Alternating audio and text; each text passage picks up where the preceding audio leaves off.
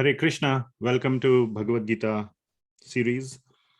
We are in the beginning almost of chapter 9, so we will continue our discussion of chapter 9. Thank you so much for joining.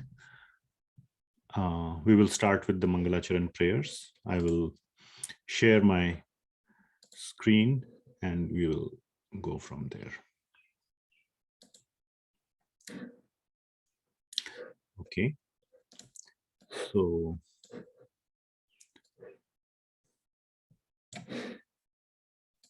these are the prayers in the beginning of the introduction to Bhagavad Gita as it is.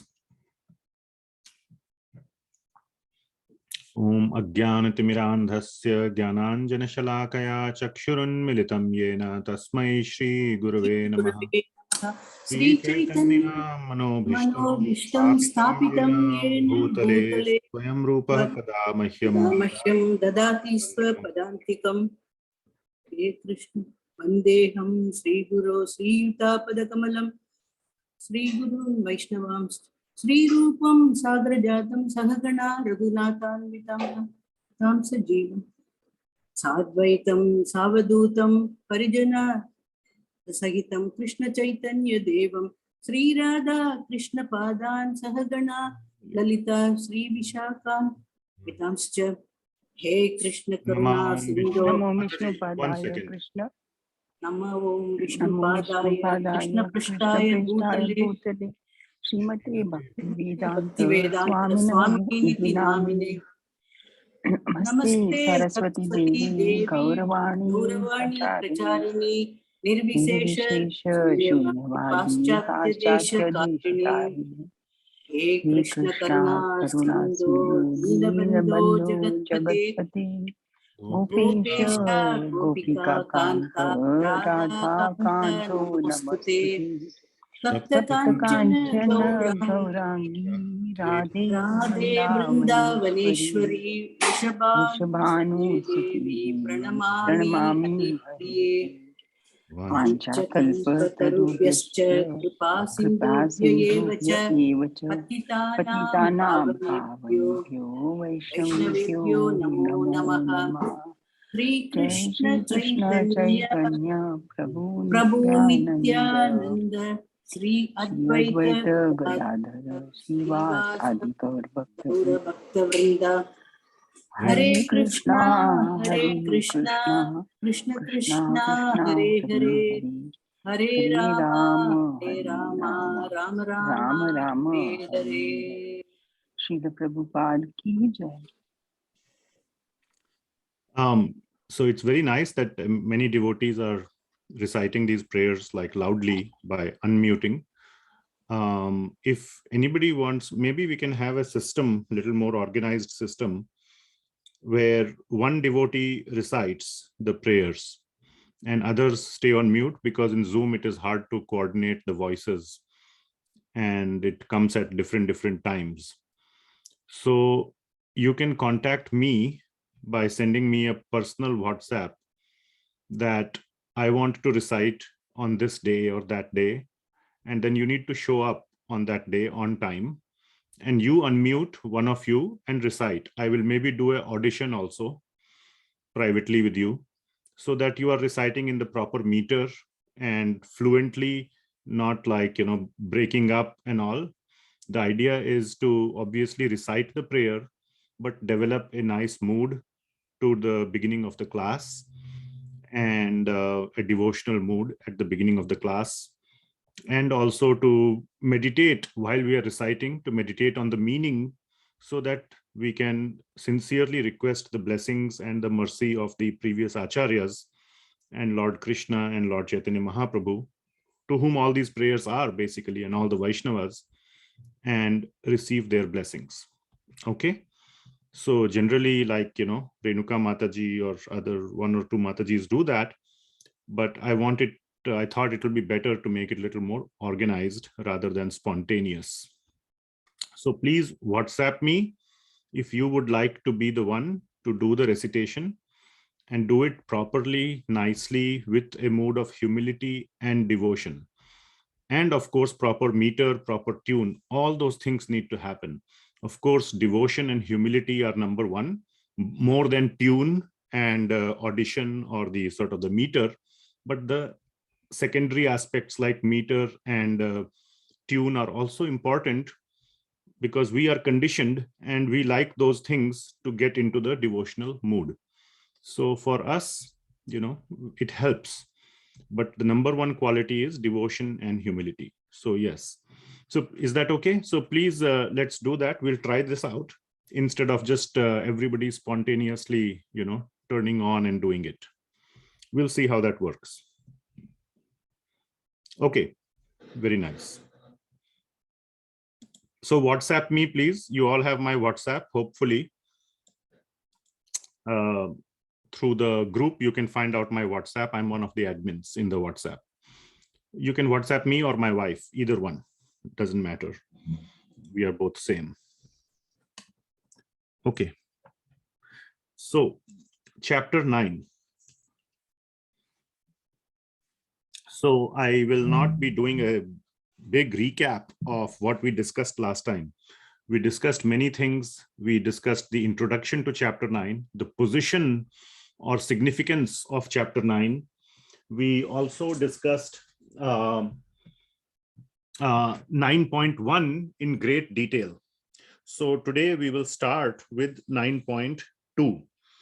In 9.1, what was discussed was some of the characteristics of this most superior knowledge. Lord Krishna said it is guhyatamam, the most confidential knowledge. Idam tute guhyatamam pravakshyami anusuyave. It need to be received in a non-envious manner. Anusuyave. Jnana vijnana sahitam. It gives jnana and gives rise to realization. Vijnana, something that we can act upon. So when we act upon something, we get realization. Yad gyatva mokshashe ashubhat. We get moksha from everything ashubha. And that we discussed in detail how bhakti gives rise to, or bhakti eradicates all our karmic baggage, all the karmic reactions. So those are the aspects we discussed in detail. And now we will start with verse number 2. Now, verse number 2 is also, so the first 3 verses of, let me start sharing. Where's my Apple Pencil? Okay. Share.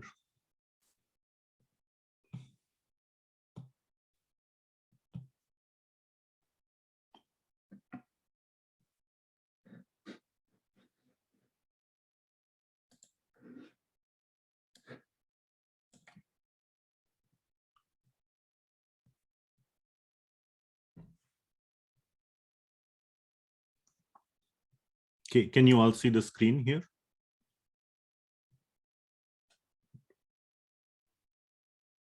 Yes, Prabhuji. Okay, great, thanks.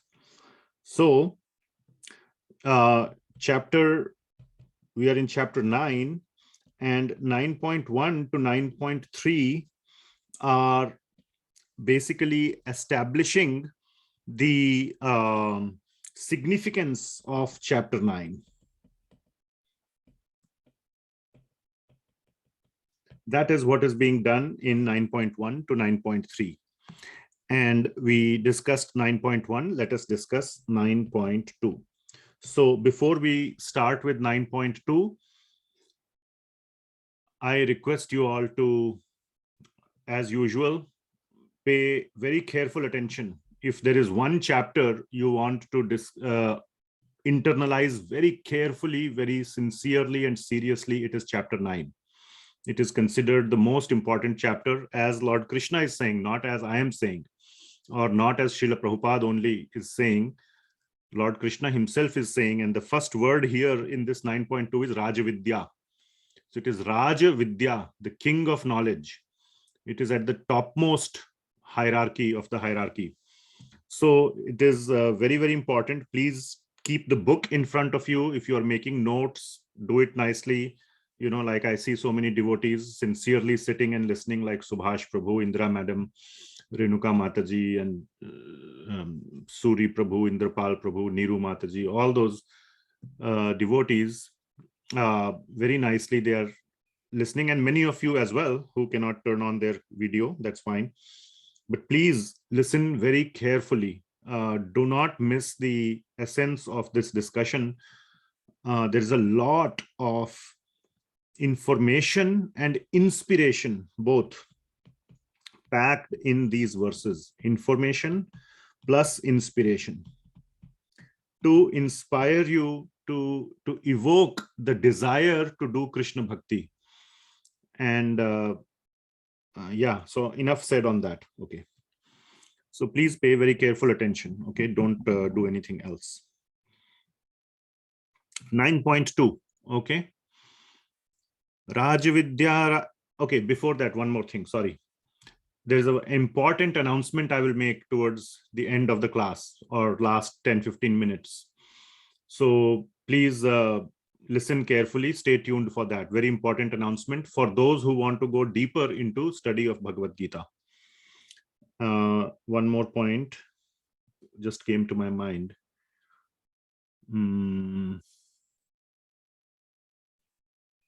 Never mind. Okay, forgot. So yeah, stay tuned for that announcement. Okay. Yeah, the other point was, if you have questions, please raise your hands, put it in the chat beforehand, or just raise your hand so I know to allocate enough time. I already received some questions from a particular devotee. I hope that devotee is here to discuss those questions. So, you know, we will discuss those questions if that devotee comes. But I have some questions, very nice questions to discuss if there is time and if there is interest. Okay, now we will start 9.2. Rajavidya Rajaguhyam Pavitram Idamuttamam Pratyaksha Avagamam Dharmyam Susukham Kartum Avyayam. So let us unpack this verse very carefully. Each word is very, very important. So many important words. Every word is like a whole paragraph. And Srila Prabhupada has written like a 5-page purport on it, giving description of each word. So Raj Vidya, Raj Guhyam. So it is the king of knowledge. So let's go through it quickly first, what it means. Raj Vidya, this knowledge of chapter 3. So what we are discussing right now, 9th chapter. And as I said, the first 3 verses are describing the significance of chapter 9. So one of the significance of chapter 9 is that it is the king of knowledge, Raj Vidya. That is one of the significance. So king of knowledge. What is king of knowledge? Chapter number 9 is king of knowledge. Raj Guhyam, it is most confidential. Okay, it is the king of confidentiality. It is the most confidential. And this topic we had already discussed last week. So we will not discuss again. Raj Guhyam is the same as Guhya Tamam. That also came in the first line of the previous verse, which was Idam Tute Guhya Tamam. So Raj Guhyam is the same concept Lord Krishna is emphasizing again. It is the most confidential. So this is equal to Guhya Tamam from 9.1. Then it is Pavitram and Uttamam. Pavitram. Pavitram means it is the purest. And Uttamam. Uttamam, topmost. So it is the topmost knowledge of purification. We will discuss that as well. So Pavitram Idam Uttamam. The next point is extremely important. Pratyakshavagamam and then Dharmyam. Pratyakshavagamam means it is understood by experience. Okay? Understood by experience. What does that mean? Like science.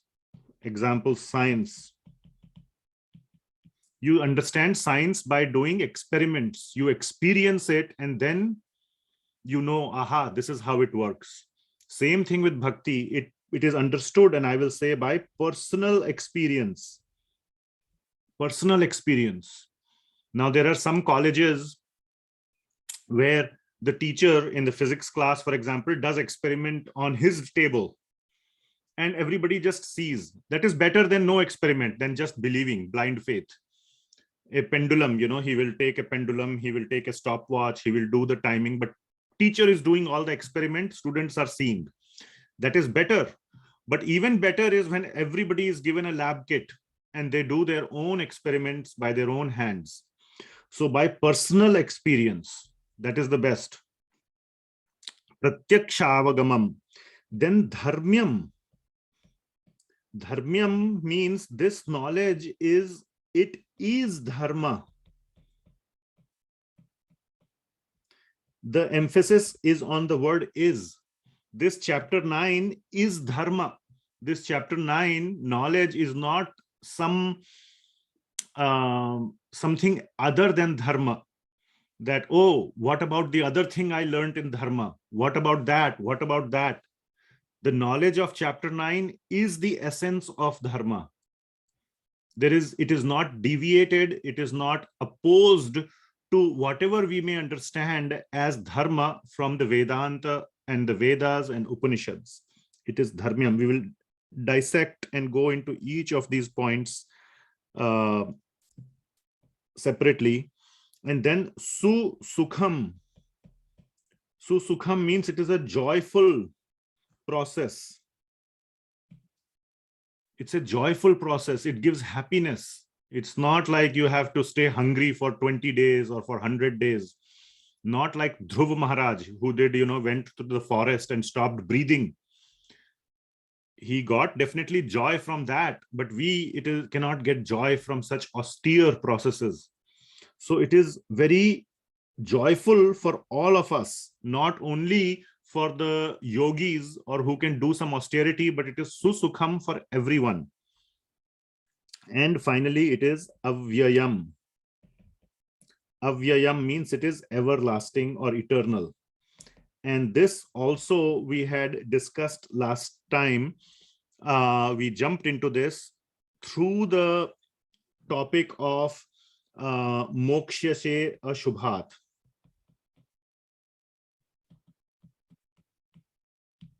That it completely eradicates everything, all sinful reactions. So we will go a little bit into avyayam as well. So let us see. 1, I'll put it in red. 1, 2, 3, 4, 5, 6, and 7. There are 7 topics or 7 key concepts in this second verse itself about the knowledge of Krishna Bhakti. Chapter 9 is all about Krishna Bhakti. There is no doubt about it. You will see that very soon. And Krishna Bhakti, or the knowledge of chapter 9, is all these things. It is the king of knowledge. It is the most confidential. It is the topmost pure knowledge. It is understood by personal experience. It is dharma. There is no other topmost dharma. It is the topmost dharma. It is a very joyful process, and it is eternal or everlasting. So these 7 things are being described in this one verse 9.2. All right. So let us go into each line or each of these 7 topics.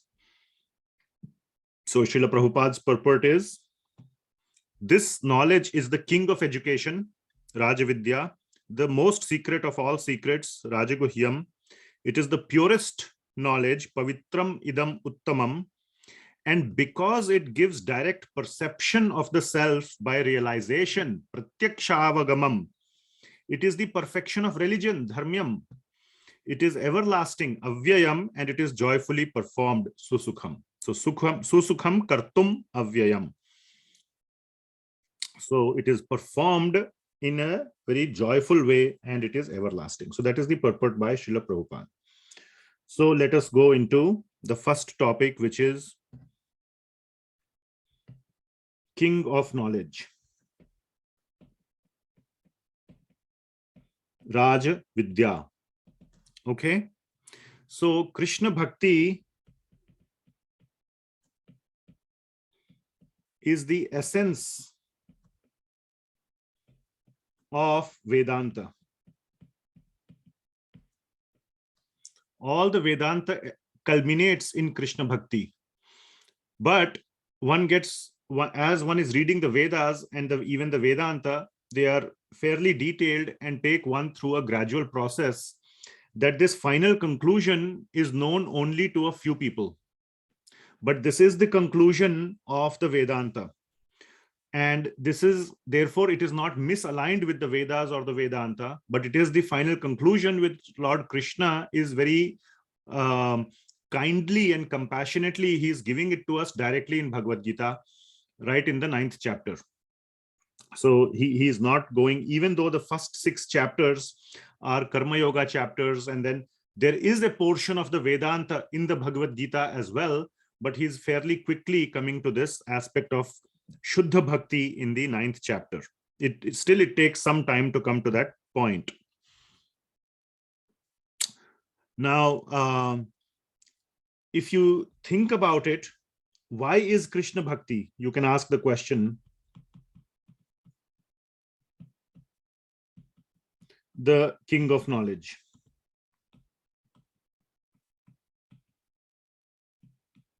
Why is it the king of knowledge? So Srila Prabhupada kind of alludes to this in the purport, and I'm going to summarize that today what we understand as knowledge is all bodily knowledge. Everything is pertaining to the body, whether it is obviously medical science or anything, knowledge about maybe even physics or technology. It's all about how to make our body more comfortable.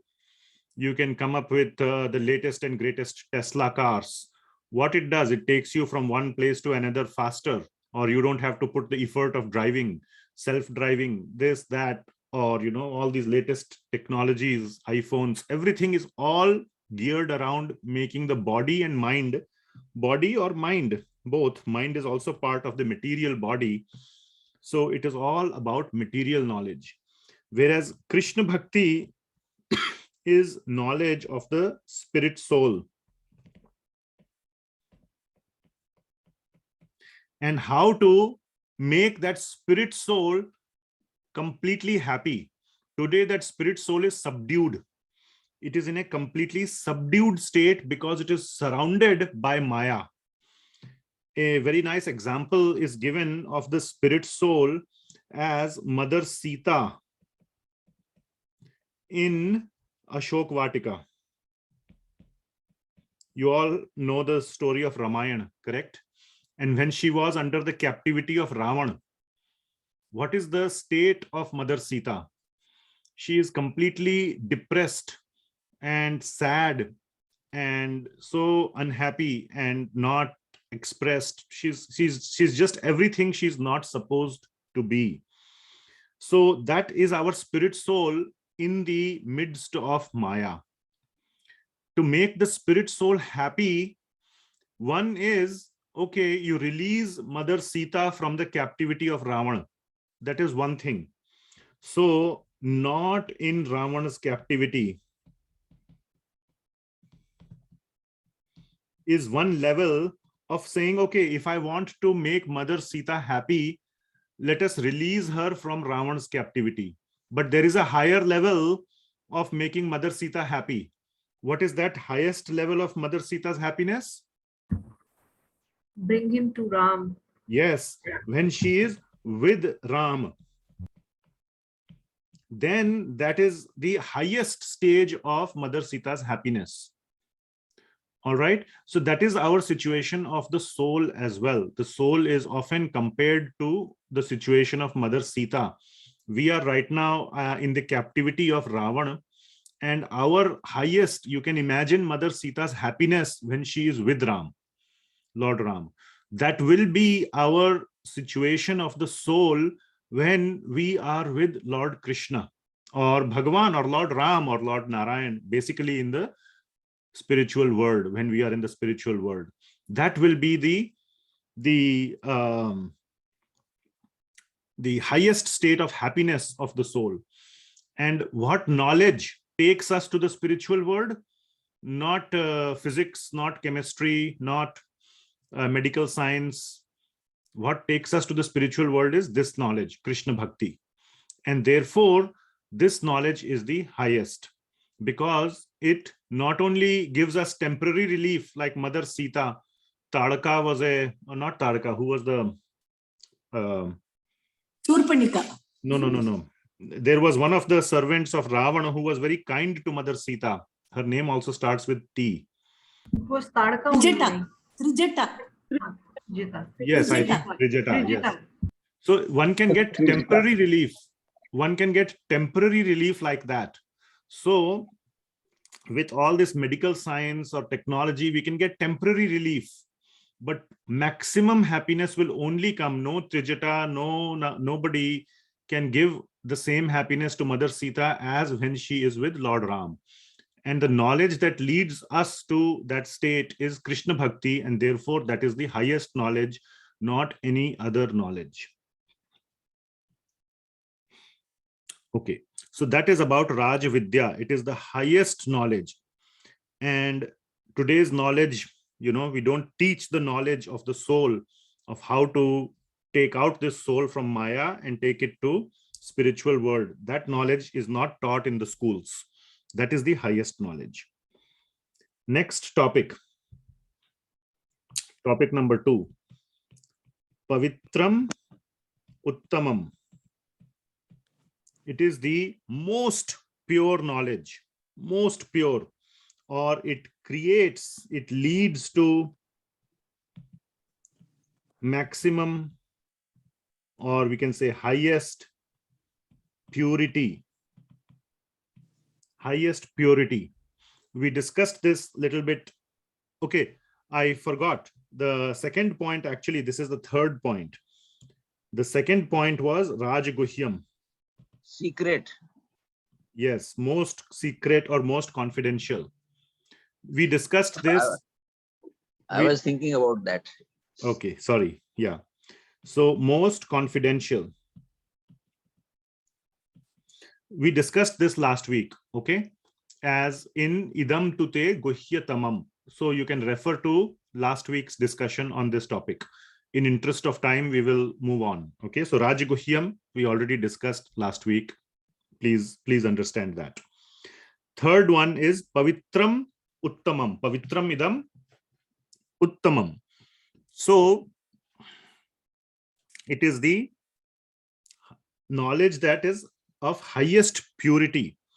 And that is because we also discussed this last time, because bhakti completely purifies, or let me put it differently. What is creating impurity right now in our existence?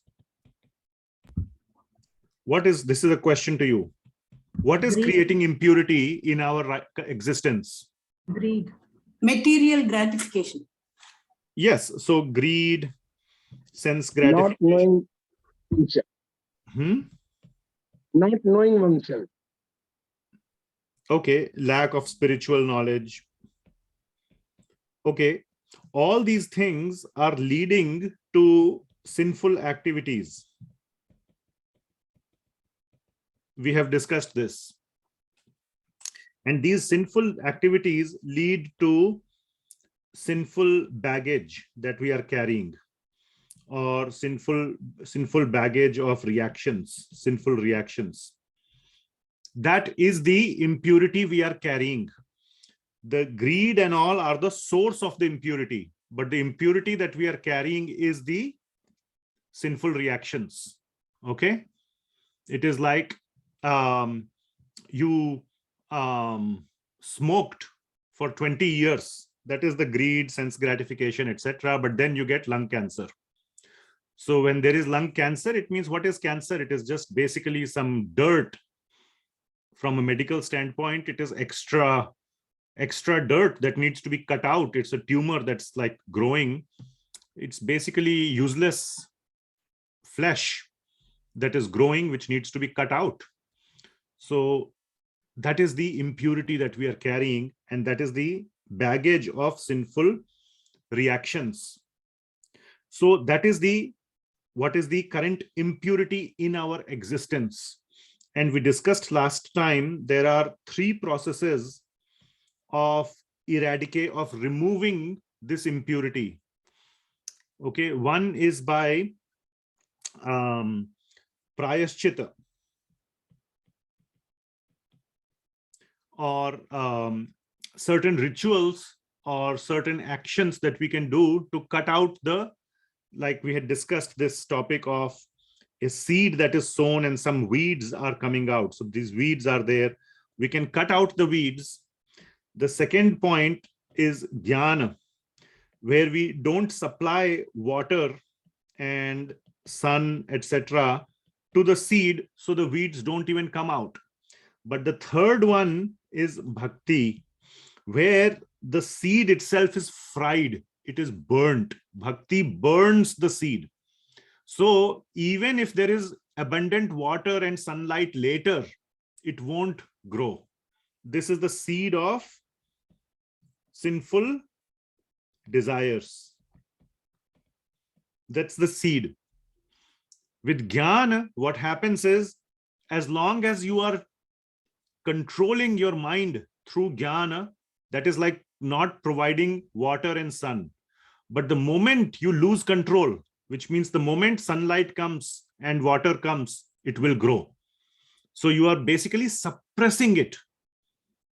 You're not burning the disease. You're not killing the disease. You are simply suppressing it. That is jnana. And bhakti, it burns the seed. And therefore, it is topmost. It is pavitram uttamam. It creates the maximum. It's the state of highest purity. Now,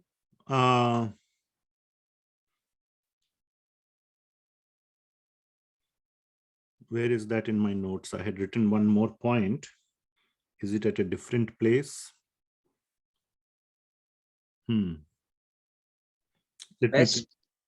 Best and uttam. Yes. Yes, Prabhuji. 1 second. Okay.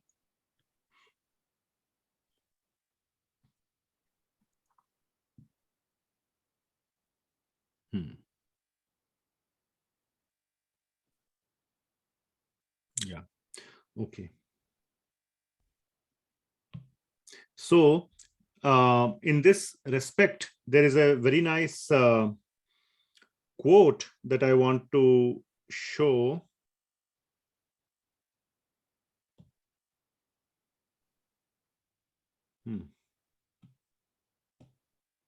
Can you see my screen still? Yes. So, which Srila Prabhupada has quoted in the, so this is text number 2. Here he has quoted this verse from Padma Purana. Where is that? Yes. So this is the verse from Padma Purana that Srila Prabhupada has quoted. You see here, aprarabdha phalam papam kutam bijam phalon mukham kramenaiva praliyeta Vishnu bhakti ratatmanam. So very, very important verse, quoted by Sri Baladev Vidya Bhushan also, and Srila Prabhupada is quoting, following in his footsteps. And various, and you will, this is where I will talk about the, on the announcement to today, but there are various kinds of sinful reactions in various stages. There is bija, there is kuta, there is aprarabdha phala, and there is prarabdha phala. So there are these various stages where, like, it is described that, like, smoking cigarette, The first day when you smoke cigarette, you don't get cancer, do you? Even for 6 months, when you smoke, or if one smokes, you won't get cancer. You only get it after 10 years, isn't it? So there are some bad activities like that, which only produce results much later. There are some other bad activities which may produce immediate results.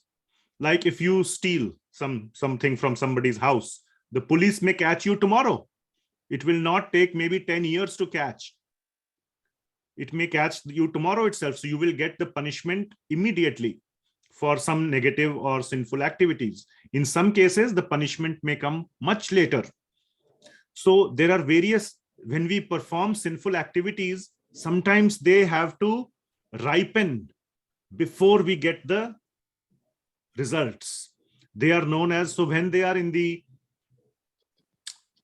immature or the not ripened state, they are known as aprarabdha karma or aprarabdha reactions. They have not manifested yet. Prarabdha means which is ready to be manifested. The reaction is ready. You have to, it's ready for you to suffer. That is prarabdha phala. Aprarabdha means it is not yet fully ripened for you to suffer. And then it can be even in a more immature state called bija and kuta, and we can discuss these topics later. But what is being said in this verse is that any category of sinful reaction is eradicated by what? Vishnu Bhakti Ratatmanam. By Vishnu Bhakti, all of these, regardless of what category of fructification or what category of growth your tumor is, it will get eradicated. Kramenaiva praliyeta.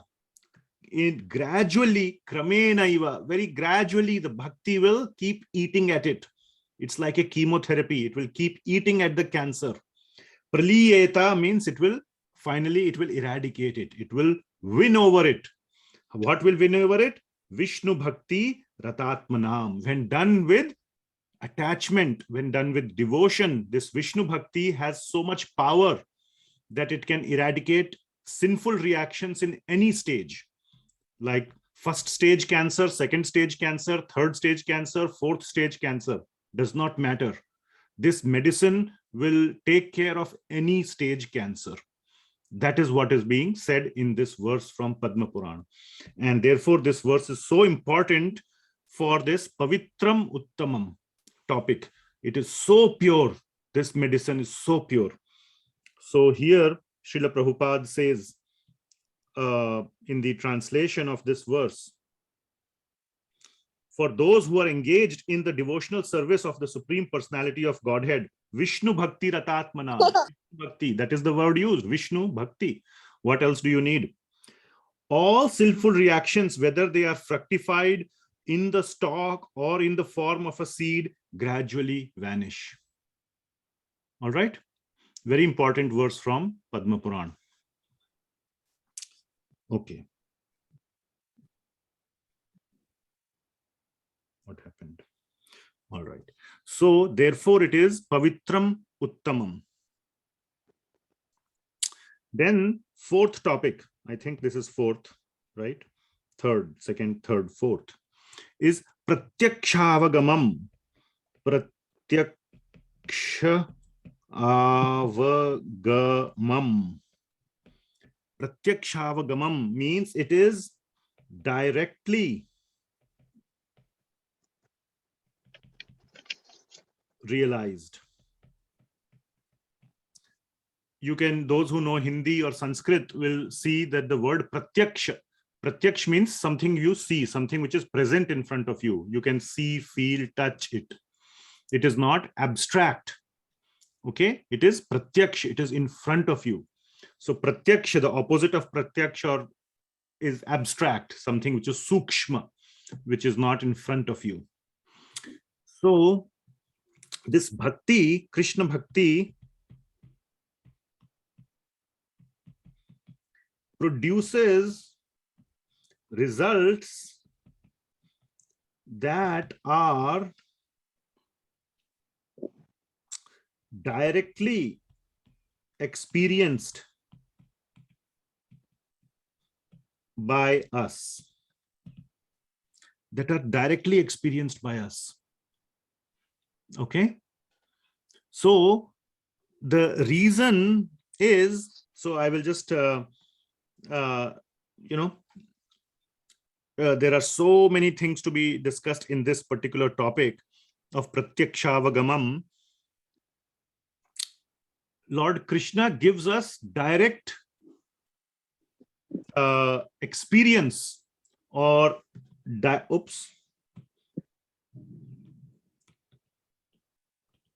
direct, we can also say reciprocation. And the purpose is to build our faith. So it is like you are doing a science experiment, and when you do that experiment, it produces the result which you expected. So your belief or your conviction in the science increases. So it builds your faith. Yes, this works. Whatever is written in the book is correct. So I can trust the book. So if we don't get direct experience, then we may doubt that I am doing all this Krishna Bhakti. Is it all a fraud? Is it all just some exaggeration? No, that is not the case. And Lord Krishna himself directly reciprocates with us. We need to obviously see that. We need to keep our eyes and ears open. I have personally seen, and that is why my faith has increased. I am a technology science kind of person. I'm not just somebody who was, born and brought up in a dharmshala or a brahmachari ashram. I'm a scientific person. I, like to, I don't blindly, trust anything. And in my life, I have seen very direct, very clear reciprocation of Lord Krishna. There are certain things which would not have happened without his doing. And that increases my faith that, yes, this process is correct. It is true. Let me continue to follow it. So there are, just to go a little bit deeper into this topic, where have I written all that? Yeah. So there are 3 types of evidence or evidences or proofs. Okay. The first one is called pratyaksha. Pratyaksha pramana. Pramana means proof. Okay.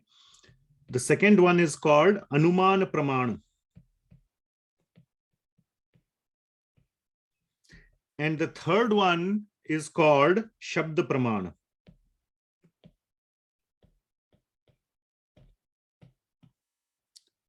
These are the 3 types of evidence. Now, the most for us who are conditioned people, for conditioned people, materially conditioned, this one is the best because we can see it with our eyes, because we don't have trust on anybody else except our own eyes, our own senses. There is lack of faith, lack of trust.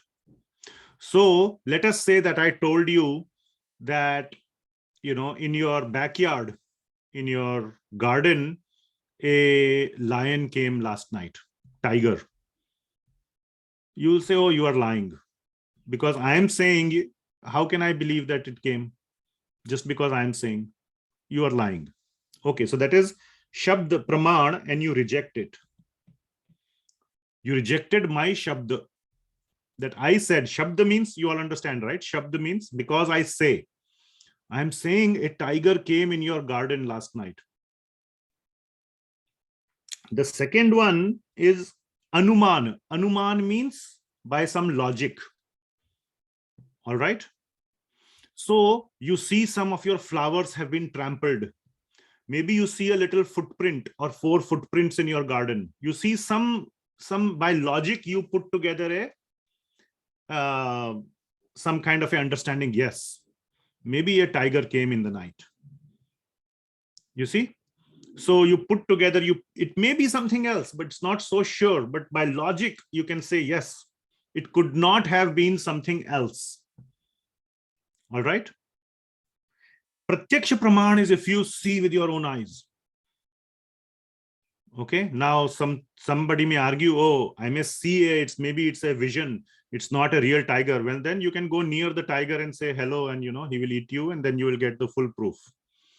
So don't go near the tiger. But yeah, the point is pratyaksha means when you directly perceive with your senses. You can say hello to the tiger, you can shake hands, you can see from distance, whatever you want, whichever senses you want to trust, you can trust. But that is called pratyaksha pramana. So there are 3 levels of pramana.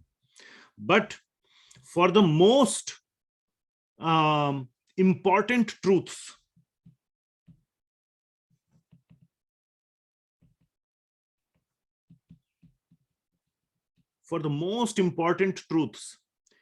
this one is the best and this one is the worst.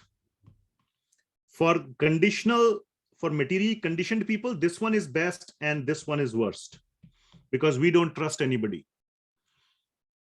But for the most important truths in life, only shabd praman may work in many cases, and it is the best. Now, Srila Prabhupada and scriptures give this example, okay, that for a child to know who is the father, how can you know who is the father? Now, let us not go into DNA testing and all that. So, but otherwise, how can you know who is the father? You have to trust the word of the mother. The mother tells, my dear child, this is your father, isn't it? That is shabd praman. You cannot do any logical conclusions, logical analysis, and you cannot have pratyaksha because you were not even born. So only the mother can tell. Similarly, who is our father, our real father? This is a material father, biological father we talked about. But our spiritual father, who is it? Can you do any pratyaksha about it? Can you do any anuman? Anuman means analysis or some kind of a logical analysis. Hunch. No. You cannot. The only way is to trust the shabd of our mothers. And in this case, the mothers are the shastra. The shastra are known as our mothers in this regard. The shastras tell us who is our father, and the shastras say Bhagawan or Krishna or Narayana is our father. In the 9th chapter, Lord Krishna will say, Pita aham jagatasya mata dhata pitamaha. So he says, Pita aham jagatasya. I am the father of this entire material world. So Shastra tells us, otherwise there is no way to know. Now, it is not that only for spiritual things you have to do Shabda Praman. That is not the case. Now, let me try to explain. This is an important topic. And why I'm going into so much detail, please listen carefully. Wake up if you have slept off. I'm telling you why I'm discussing so much in detail this topic. Okay? So this is important to convince you to listen further. Why I'm telling you this is because there are many people who may think that this is all just bogus, or not bogus, but not full truth. All this bhakti and everything, why should I do? Now, but if you get proof that yes, this works, this is true. Like if I tell you a formula how to become rich, a sure short formula, you will follow it, isn't it? Because you want to become rich and it is a proven formula. Today, two things: we don't know the value of being in the spiritual world. So we don't know how many billions of dollars to associate with that. We all are conditioned to think in terms of billions of or millions of dollars. That's the only currency we understand. So my point is, first of all, we don't understand the value of spiritual progress. And the second thing is, we do not understand the value of Krishna Bhakti in the spiritual progress, the role of bhakti in spiritual progress. We may have other notions. Oh, by jnana or by other processes, we can do spiritual progress, but bhakti is the best. So by getting direct experience, by getting direct confirmation, by getting direct conviction that this is the best process, the quickest, best, good, fast, and cheap, all three together, this is the best process for making spiritual progress, then you will be motivated to do Krishna Bhakti. So therefore, it is very important to understand how Krishna Bhakti produces direct evidence in your own life. You try it and you will get the evidence. And that is what Krishna Bhakti is. It produces direct evidence even for materially conditioned people, and therefore pratyaksha. It produces that evidence. So please, with some seriousness, like you perform a science experiment, if like there is a nonsense student, he never comes to class, he's not interested, he's ready to fail. If he never performs science experiment, goes to the lab and does 2 or 3 experiments, he will never have faith in science. He will always say, oh, science is fake. Right? But if he goes to the lab and performs some experiments, then his faith will build. So that much you do, that much effort you put in, and you will get the direct experience, and then your faith will build. And then you will be able to continue with this process. So even so, science, we do a lot of discussion through the lens of science. 99% of science, I argue, is shabd pramana.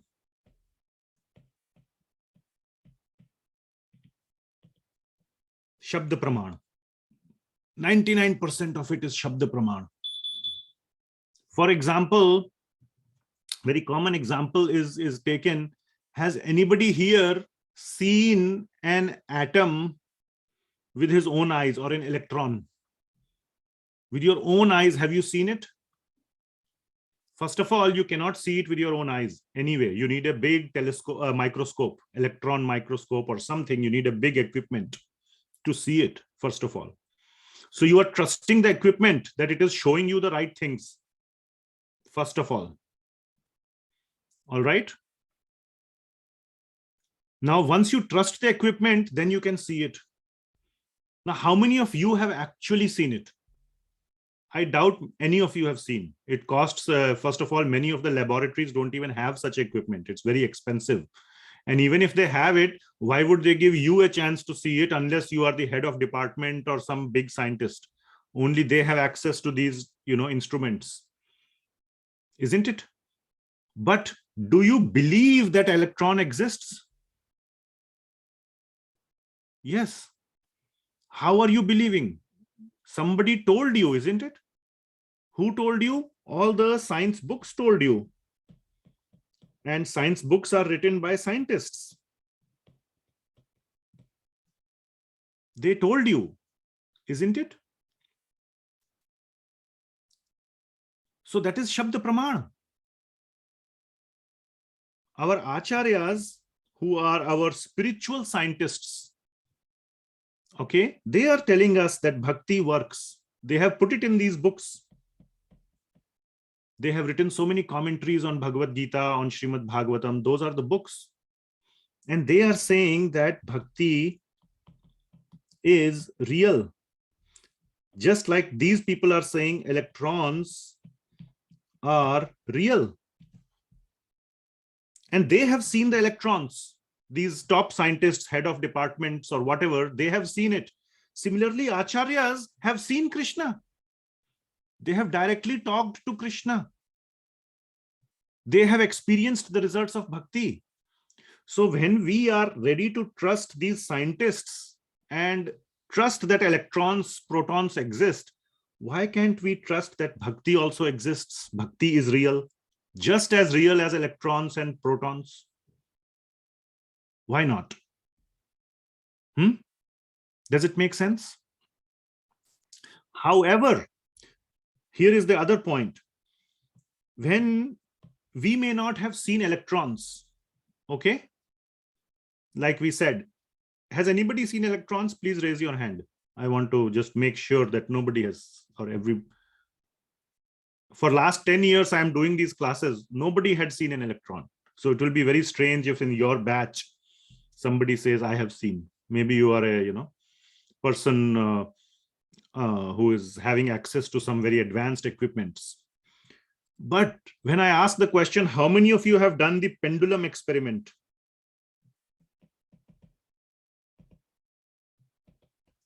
To determine the value of G.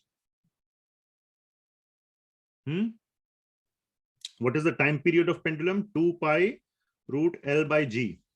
So you know the length of the pendulum. You know what is 2 pi. It is a constant. And you can measure the time period of pendulum, that is T. From this, you can calculate G. Isn't it? What is G? T squared by 4 pi squared equals to L by G. So G is equal to L 4 pi squared by T squared. Assuming I have not done any mistake, like this, you can calculate G, isn't it? Acceleration due to gravity. You will get 9.8 meters per second square. Isn't it? How many of you have done this experiment? Now some people are raising the hand. I have also done it. Right? Yes, many people have done this experiment. So you have done these simple experiments in the lab, and this builds your faith that yes, this is also mentioned in these science books. Okay, this experiment, pendulum experiment. So because you have done these simple experiments by yourself and you got the direct experience yourself, that builds your faith that these scientists, everything else they have written in the books is also true. So it is not blind faith. Please understand, it is not blind faith in science. But you do some experiments, you don't do all the experiments. Otherwise, 90 or 100 years of life is too short to do all possible experiments. Otherwise, you will say, oh, I trust pendulum, but because I didn't see electron, it doesn't exist. Then you will be in trouble. Like that, you cannot just have no faith in so many things. So at some point, you have to do some experiments and then say, okay, now I believe the whole thing. Isn't it? Another example is that of a doctor. When you have faith in a doctor, then you don't go for second, third opinion. But when you have to select a doctor, isn't it? Then you go to him and see that did he cure my disease properly? If yes, that helps to build some faith. Next time you had a problem, he did a good job. So your faith builds. Beyond a certain time, you treat your doctor as God. No, my doctor has said this, that is correct, I will follow it. You have so much faith in your doctor, isn't it? So my point is that the faith builds in steps. And beyond a certain point, you don't do any more verification, any more checks, any more experiments. Beyond a certain point, here you do experiments. After reaching a certain point, this is the process of building faith, and then you trust 100%. So this is the process of building faith, isn't it? And that is what Lord Krishna is saying. This is our pratyaksha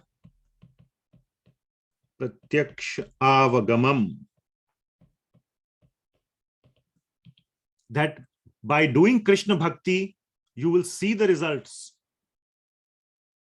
And then after a certain point, you have to have faith. And this will be the topic of 9.3, which we should get to today. If we cannot do 2 verses today, that is a shame.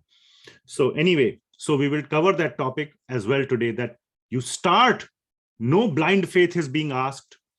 Faith builds by Lord Krishna reciprocating. You have to see the results. You have to capture, oh, this is Lord Krishna's doing, and your faith develops.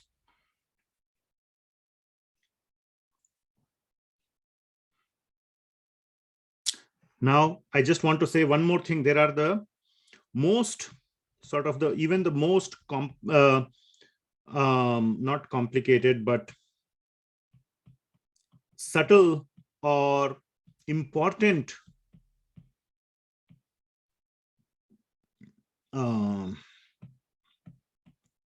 truths, they cannot be experienced.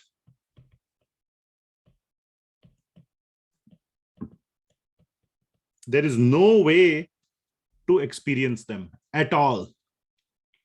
At all. Now, if you want to see a little bit more about it, there was a talk I have given. It is recorded and it is on the YouTube channel called, what is it called? Something reality. What is reality? What is reality, is it? What is reality? So please, I encourage you to have a look at that video. This is a video on my YouTube channel. What is reality?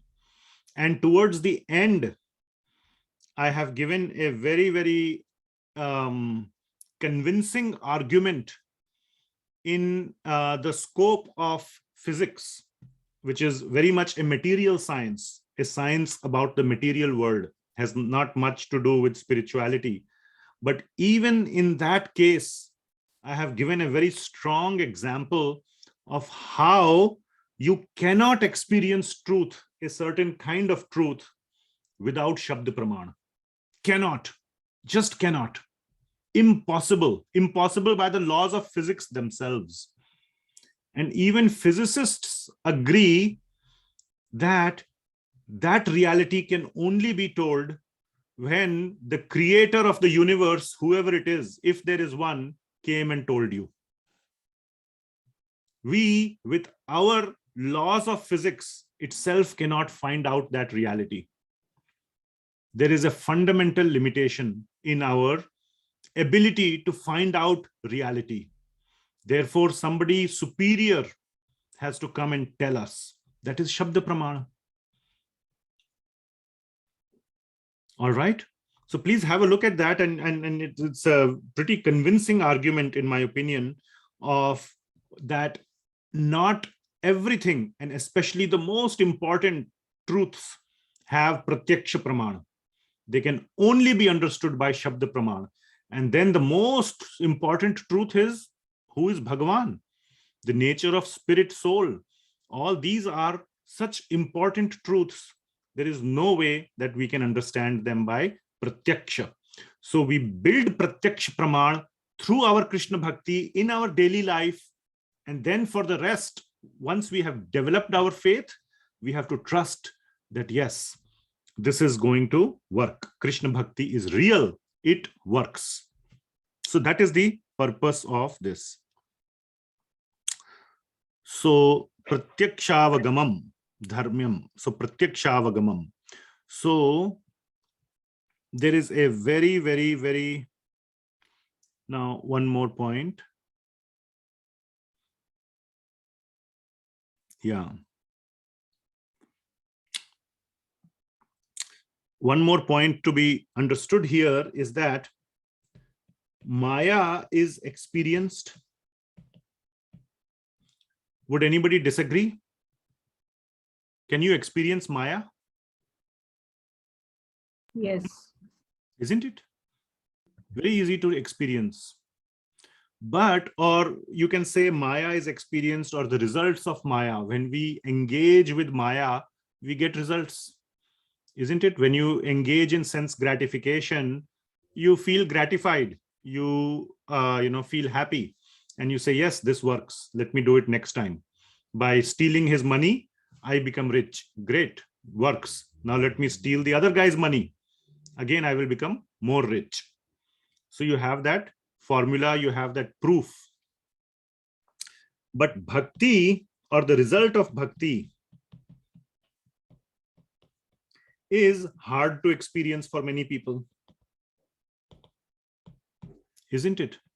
The reason for that is our senses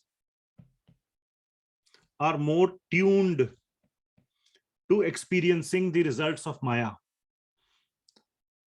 Bhakti is as easy to experience as Maya. So for the saintly people who have tuned their senses, it is very hard for them to experience Maya.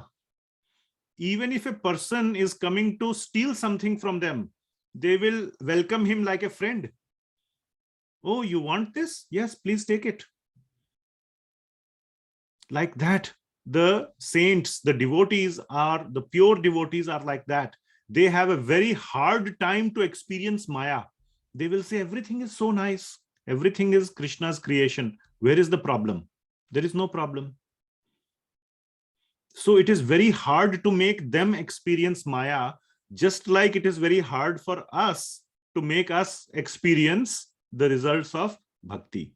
So one must understand that these two are the argument is the same.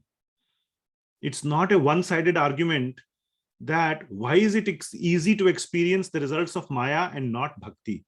That's because our senses are more tuned to that. All right. Just like somebody's senses are tuned to pop music and somebody's senses are tuned to classical music. For those who like pop music, if you make them sit in a classical music, they will find it completely boring. On the other hand, somebody cannot stand pop music. It's like noise. And classical music, they can sit in that for 8 hours, 10 hours. It is about tuning your senses. So you understand senses can be tuned.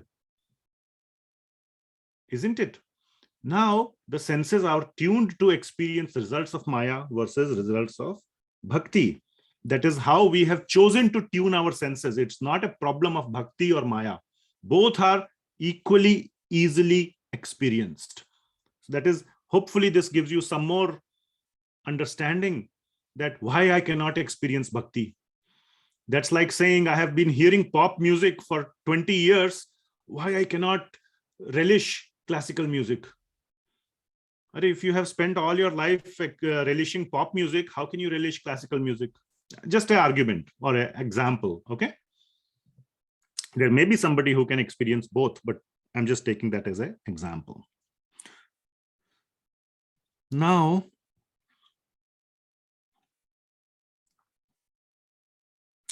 finally, I want to end this pratyaksha, discussion of pratyaksha, with very beautiful, very important verse from Srimad Bhagavatam, which is quoted both by Srila Prabhupada and previous acharyas, 11.2.42. Let me see if I can share that.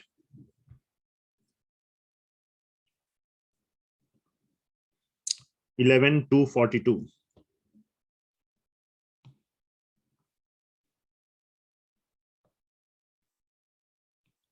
Very, very, very beautiful verse. And I hope you all can see this. And it says, Bhakti para isha anubhavo virakti anyatra cha esha trika eka kalaha prapadyamanasya yatha anatash ashnatah syus tushtihi pushti kshudapayo anughasam. So the translation or the meaning of this is very nice. Please focus on every word. Bhakti, para isha anubhava, and virakti. Three things. What are the three things? Bhakti, para isha anubhava, and virakti. Virakti anyatra means virakti or detachment from everything else. Cha esha trika eka kalaha. At once it happens when prapadya manasya yatha ashnatah syus. Prapadya manasya yatha. When we surrender, prapadya is a very important word. It will appear many times, and it has appeared many times. When one has completely surrendered his mind and heart to the Supreme Lord, what are the three things that happen? Bhakti, para, isha, anubhava, and virakti or detachment from everything else. All these three things, remember, these are the three things that we discussed: bhakti, para, isha, anubhava, and detachment from everything else. All these things happen trika eka kalaha. Eka kalaha. Eka kalaha means at the same time. At the same time, all these three things occur. Okay? What are the three things? 1, 2, 3. These three things. They occur at the same time when you do what? Prapadya manasya. When you surrender with full mind, with full heart to the Lord.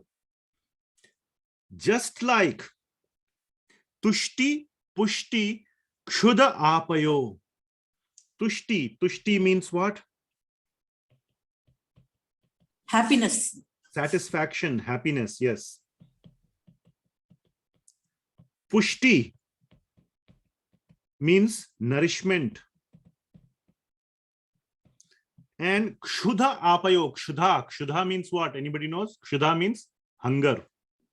Apayo means eradication. Hunger goes away. So, kshuddha apayo, the removal of hunger. All these three happen together when you ashnataha. Ashnataha means when you eat. With each anughasam, with each bite, these three things happen at the same time. Isn't it? For a hungry person, when you are eating, your satisfaction is increasing. Is nourishment going to happen later? No. As you are eating, you are getting nourished. And as you are eating, your hunger is also reducing. Isn't it?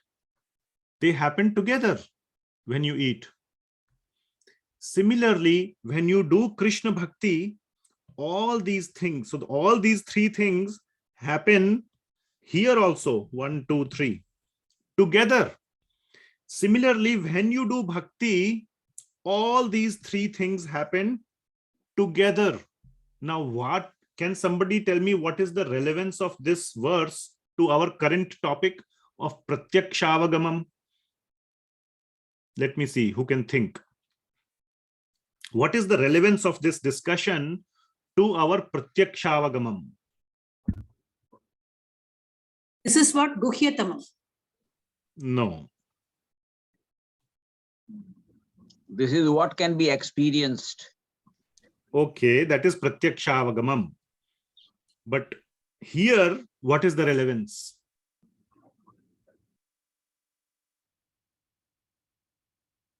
Susukam kartum avyayam. No guesses, okay? If you know like a direct little bit. I think Tushti, Pushti and Shuddha can be experienced directly. Okay. But that is an example that is being given in this verse, that since all three happen together when you eat, the moment you start eating with the first grain or with the first bite, all three happen. That is the example.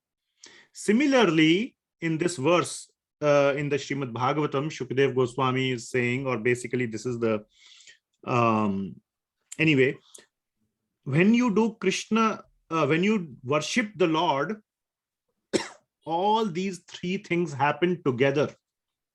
And the relevance is para isha anubhava. This word anubhava is very important. Anubhava means what? Experience. Experience. Thank you. So you are able to experience para isha. Para isha means supreme Lord. Para isha. Isha means Bhagawan. Para isha means the supreme Lord. Supreme Lord. So you can experience the supreme Lord. It doesn't take time to experience the supreme Lord. You start bhakti and you can get experience of the supreme Lord in the beginning itself. Just like when you start eating, you don't have to wait for a long time for you to feel satisfied, or you don't have to wait for a long time for your hunger to go down, or you don't have to wait for a long time to get nourishment. It starts immediately. Similarly, para isha anubhava happens immediately. So all of this discussion is to convince you to do bhakti and to tell you that you will see the results. It is not something, no, you have to keep doing it and after you die, you will see the results. No, somebody will say, kisne dekha hai? Milega ki nahi milega? I don't want to do it. That is not the argument. You will begin to see the reciprocation immediately or after a very short time. So that is the relevance of this verse. All right. Prabhuji. Yes. That is, to my mind, that perhaps is the reason why, when you go to ISKCON temple, there is the emphasis, you do bhakti, you do your jap, you do your kirtan, shravanam, mananam, all that. And then equally important is have prasadam. So, yes. Like you can, with bhakti ka jo effect hai, wo Bhagwan ko connect hona, wo immediately महसूस होता है if you are doing sincerely. Likewise, if you eat prasad with a lot of reverence, like you do your puja before eating and first give it to Bhagawan and then you grahan karo, तो आपको वो सब महसूस होता है. You can get all the three areas right away. Yes. This is my perception. Very nice. Thank you. So yes, but here this example of eating food is given as an analogy, as a example of how it happens together. You don't have to wait. But yes, prasadam is also very nourishing, not only to the body, but to the soul, because it is prasadam. Thank you. So that is the topic on pratyaksha-avagamam. And Srila Prabhupada mentions one very important point, that engaging in some sewa is very, very important as well. And just by doing some sewa, once one gets the results, one sees the experience. Sewa to Lord Krishna or his pure devotees. So there Srila Prabhupada gives the example of Narad Muni. How Narad Muni, when he was a young boy and the son of a maid servant, he served the saints who came and lived in the ashram where his mother was a servant. And that little boy served those saints very nicely. And he got a lot of blessings, a lot of mercy from those saints. And in his next life, he became Narad Muni, one of the most dear associates and one of the most dear devotees of the Lord. So we had done a whole discussion in our Bhagavatam classes about Narad Muni. Okay, let's speed up a little bit. Then, okay, Dharmyam.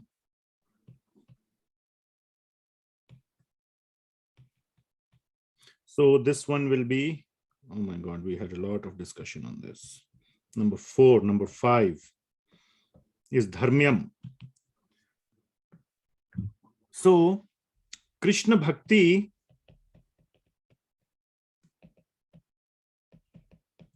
is, or we can say is equal to dharma. It is not different from dharma. It is dharma. It is absolutely, it is not opposed or divergent from dharma. Now, what is dharma? Dharma, many people may understand as that comes from the Vedas or Vedanta, etc. That is all dharma. The essence of all the Vedas is Krishna Bhakti. So Krishna Bhakti is dharma, is the, in fact, the highest dharma. There may be other lower dharmas, but the highest dharma is Krishna Bhakti. Okay? So, I just want to show two things, two quotes from Srimad Bhagavatam, which are very important. One is 1.2.6, where it is directly, this word is used. So let me show you 1.2.6. And this is a very important chapter of Srimad Bhagavatam, arguably the most important chapter of Srimad Bhagavatam. And here you can directly read this. It says, Savai pumso paro dharmo, yato bhaktir adhokshaje, ahaituki apratihata, yayatma su prasidati. So the translation is, Savai pumso paro dharmo. That for all, pumsha means for all the human beings, for all the people. Paro dharmo, the highest dharma. What is the highest dharma? So for all the human beings, for all the people, paro dharmo is what? Yato bhaktir adhokshaje. Bhakti of adhokshaja. Adhokshaja is another name for Lord Vishnu or Lord Krishna. Yato bhaktir adhok. The bhakti to Lord Krishna is the param dharma. And the bhakti which is ahaituki and apratihata. Ahaituki means unmotivated. No business. Oh, I will do bhakti, you give me $1 million. Or I will do bhakti, you give me a job or give me a promotion. Not like that.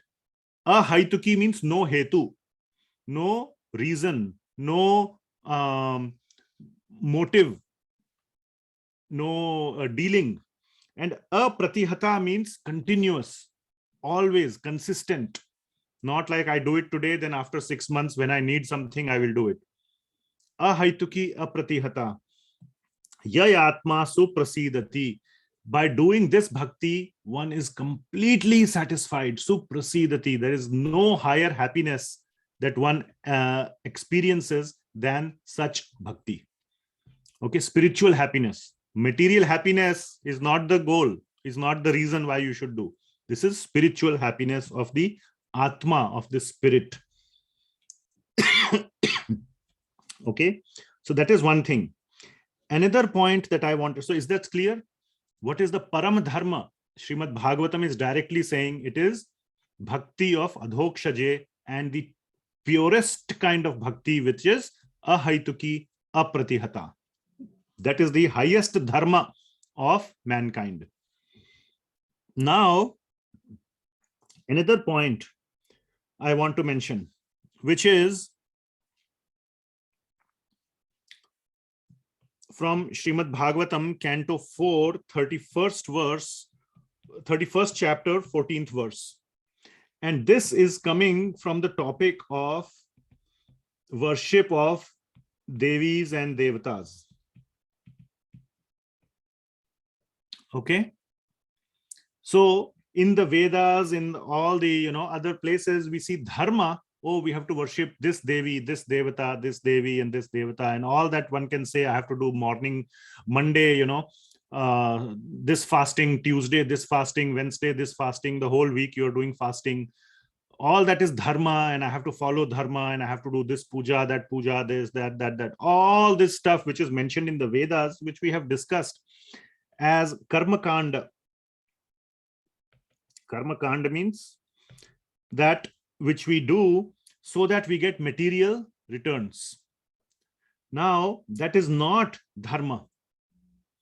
That is dharma. If it is in the Vedas, definitely it is dharma, but that is not the highest dharma. So there is a hierarchy. So we have all these devis and devatas. Let's say devis, devatas. But on top is Lord Krishna. Or we can say Vishnu, or he has many names. Okay, Rama, Narayana, so many names. But what this verse will say is that there is no need to do individual worship of these Devi Devatas. There is no need to individually worship them. Simply by worshipping Krishna, that worship that we do to Krishna will flow to the Devis and Devatas automatically.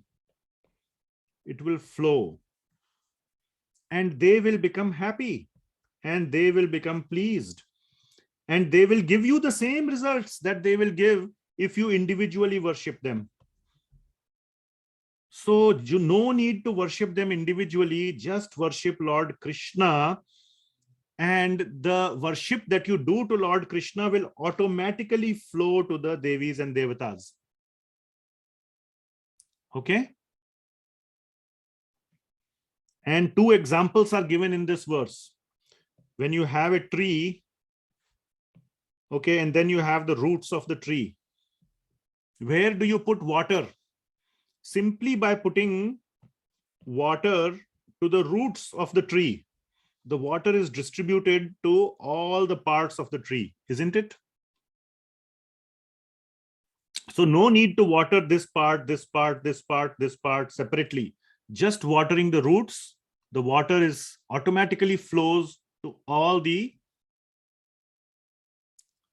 portions of the tree. Similarly, in case of a human being, you just feed the stomach, correct? And all the food in the stomach, the energy from the stomach goes to all the parts of the body, isn't it? You just have to put food in your mouth, it goes to the stomach. From there, the energy goes to all parts of the body. The system will make the energy flow to your hands, to your legs, to your mind, all the places. So this verse is saying that simply by worshipping Lord Krishna, you don't need to worship anybody else. The worship will flow to everyone. So let us see 4:31:14. So we will go to Canto 4 this time. Chapter 31. It's a long chapter, and verse number 14. And this verse says, Yatha taror mool nishe nishechanena, nisechanena. So, yatha taror mool nisechanena. सींचना कहते हैं ना हिंदी में, सींचना. सींचना क्या होता है? पानी देना. Watering the tree. सींचना. Nisechanena means it's the thing about सींचना, about watering the.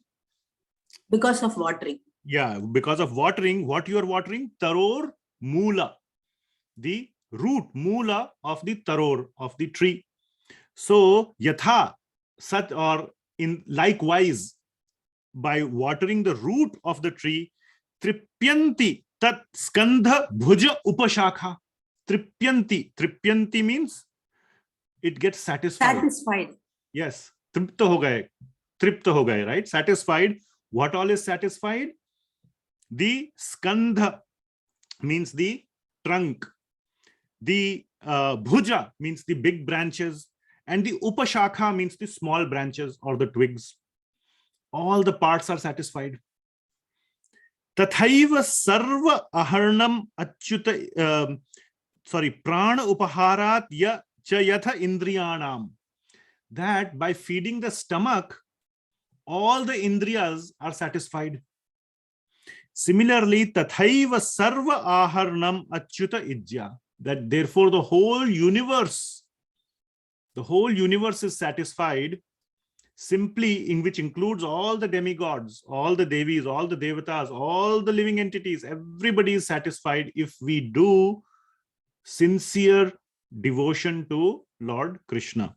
Achyuta Ijya. Achyuta is another name for Lord Krishna or Lord Vishnu. Ijya means worship. So when we do worship of Lord Krishna, everyone is satisfied. Everyone. There is another example, beautiful example of this topic. When Sudama, you remember Sudama from Krishna Leela, he took little bit chipped rice to Lord Krishna.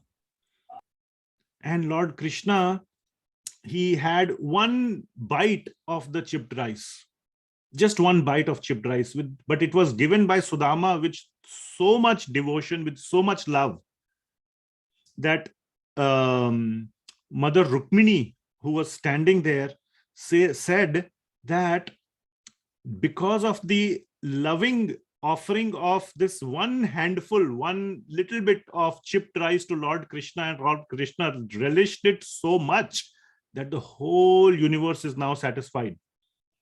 The entire universe has been satisfied simply because of the loving, deep loving offering of Sudama to Krishna, and Krishna accepting that. You following what I'm saying? So therefore, this is dharma. So many people think that there is dharma in doing charity. Of course, one must do that. One must, it's not that we will have that discussion. Somebody asked a question also, but the most important, the highest dharma is to please, or is to worship, or is to show bhakti to Lord Krishna. When we do that, then everybody, that is the whole universe becomes satisfied. So if you want to satisfy the whole universe, not just one person on the street, do very, very, very devoted bhakti to Krishna. Believe me, by doing this, everybody will become satisfied. Lord Krishna can take care of so many universes. Why can't he take care of just a few people on this little planet? He can easily do that. The problem is, in Kali Yuga, not many people are doing such devoted bhakti. In other yugas, people were doing devoted bhakti, therefore there were less problems in the world. Now the problems are increasing because there is no, or there is very, very huge shortage of such pure devotees. Okay, so that is dharmyam. Then the next topic is pratyakshagavamam dharmyam susukham. So susukham. So this is our topic number 6. It is joyfully performed. One performs it with a lot of happiness. There is absolutely no pain or austerity or any kind of a suffering in Krishna Bhakti. What do people say? What is the meaning of happiness? Susukham, sukha. What is the meaning? Some people say, what is sukha? Nacho, gao, khao, mauj karo, right? That is what people say is sukh, right? Nacho, dance. Gao, sing. Khao, pio, eat and drink. And enjoy with others. Isn't it? People would say this is the definition of happiness. Now in Krishna Bhakti, you do the exact same things. Exact same things. You dance, but dance in a devotional way, not in a vulgar way, not in a sensual way, not in like, but with very, very dedicated, devoted way. You dance in a devoted manner for glorifying Krishna. You sing. This is known as kirtana. Eat and drink, like Prabhuji was saying, you eat and drink prasadam. And enjoy with others means you associate with devotees, with other devotees. So whatever was our definition of happiness in the material world, nacho, gao, khao, piyo, mauj karo, sabke saath. For those who understand Hindi can understand this. Krishna Bhakti provides all those things, but not just the bhav. Our feeling has to change from that is in the mode of passion or even in the mode of ignorance. What we can say in a sensual or sometimes even vulgar or sense gratification way. So instead of that, we have to do it in the mode of goodness and in the mood of bhakti to Lord Krishna. And then the activities are the same. Okay. So there is no requirement that you have to stop your breathing like Dhruv Maharaj did or Hiranyakashipu did. All those processes are not needed. The processes are very simple, very easy, and very enjoyable. This is at one level. Now at a higher level, so this is at a, we say this at a beginner level. This is at a beginner level. Now at a more advanced level, the point is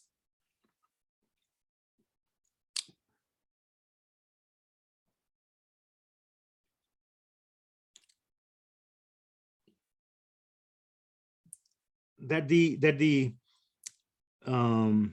reciprocation of Lord Krishna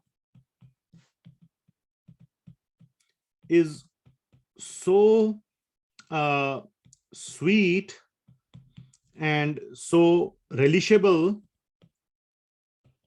that this provides the happiness and joy to devotees. So devotees get a lot of happiness and joy in the process of bhakti, but the result of bhakti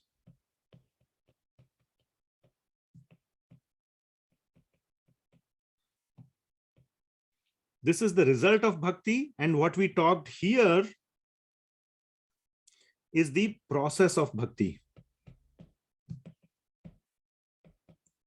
So the process of bhakti, when we are in the beginning stages or when we are doing bhakti, the process itself is very enjoyable. In other processes, in like jnana yoga or dhyana yoga, etc., the process is not very enjoyable. The result is still enjoyable because one gets spiritual realization. But the same or higher spiritual realization comes from bhakti as well. And for the advanced devotees, that is even more relishable. Even more, provides even more joy and happiness, for which there is no comparison. There is no there's no comparison to the material world. So this process is a process of a lot of happiness and a lot of joy. Finally, the seventh point is avyayam. And this we had discussed earlier also, that how bhakti is everlasting. And we have discussed this, how bhakti kills the seeds of the sense gratificatory tendencies. Not only in the past, bhakti kills the baggage of sinful reactions that we have done in the past. Okay, so it kills that. It also kills the future sinful reactions because it kills the tendencies for sinful desires. So when there is no tendency for sinful desires, you will not do a sinful action. And when you will not do sinful actions, then you will not get sinful reactions. Okay? So it takes care of both the past and the future sinful reactions. And once at least the past sinful reactions have been killed, there is no way to revive them. Once they are gone, they are gone. They never come back. The past sinful. Now, of course, if you stop doing Krishna Bhakti, and there may be people who may slide back into sense gratification and sinful activities, that happens. It is rare, but it still happens. But as long as one is doing Krishna Bhakti, it removes the tendencies for future sinful desires as well. And that is why it is called as everlasting or avyayam. Okay, so that completes 9.2 verse. So let me see what points have I missed discussing. Yes, and in this particular case, avyayam, Srila Prabhupada makes some extremely important points in the purport. For those who want to go a little deeper, Srila Prabhupada mentions some of these points. So please remember, one point is that bhakti is everlasting or eternal, not just in the material domain. Bhakti continues. Srila Prabhupada is directly writing in the purport, even after liberation. Even when one goes to the spiritual world, still bhakti continues. A bhakta can never be detached from bhakti. Whether he is in material world or spiritual world, doesn't matter. He continues the bhakti. So bhakti doesn't stop after liberation, it continues. Srila Prabhupada quotes 18.54 verse, which is Brahma Bhuta Prasannatma na shochati na kankshati sammoham sarva bhuteshu mad bhaktim labhate param. And Srila Prabhupada directly quotes this verse and says that once one is situated in the Brahman stage, the Brahma Bhuta stage, many people ask this question, after Brahman realization, can one go more above, go to the spiritual world? Can one do bhakti when one is Brahman realized? In this purport of 9.2, this is a very important point for those people who ask that question. Srila Prabhupada is directly writing here that once one has attained this Brahman position, Brahma Bhuta stage, then the devotional service could begin. Even if you have reached that stage through Jnana Yoga, still you could do bhakti after reaching there. Mad bhaktim labhate param. After you have reached Brahma Bhuta Prasannatma. So whether you have reached there through bhakti or through any process, bhakti can always be performed at any stage of one's existence. And finally, Srila Prabhupada says, bhakti continues even in spiritual world. All the gopis and gopas and all, they are serving Lord Krishna in Vrindavan. So they are doing bhakti even at that time. So here Srila Prabhupada is saying, bhakti can be done even in Brahman stage. So these are some of the points that Srila Prabhupada, important points that he's bringing up, and it clarifies these points for some of the people who ask these kind of questions. Okay, so I think it is 8:17. We will stop here. Let me see what questions are there on the chat. And I want to ask that Mataji, who asked me the questions earlier today, is she here? And would you like to, or my wife can maybe tell me. So we can take her questions. Okay, let me see the questions on the chat.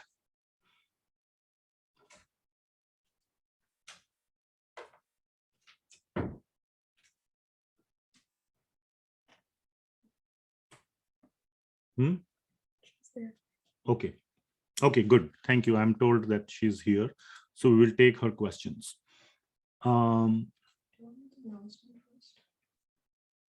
Yeah. So, okay. And there is also that announcement that I want to make. So let me make that announcement. So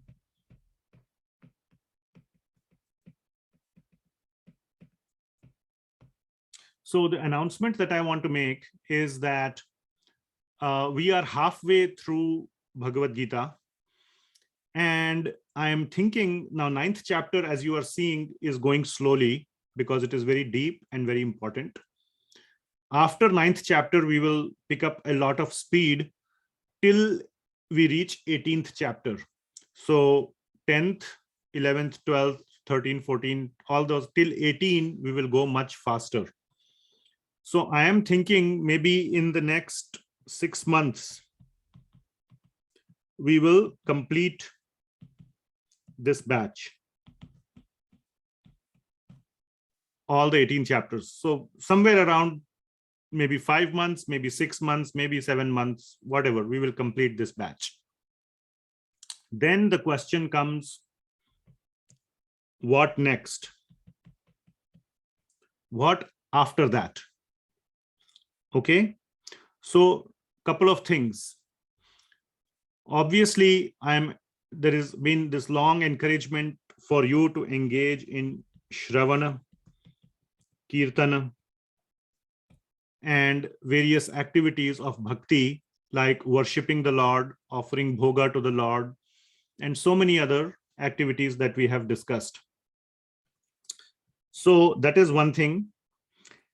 We are doing the Srimad Bhagavatam series, which will continue for a long time because Bhagavatam is so vast that there will never be any end of topics.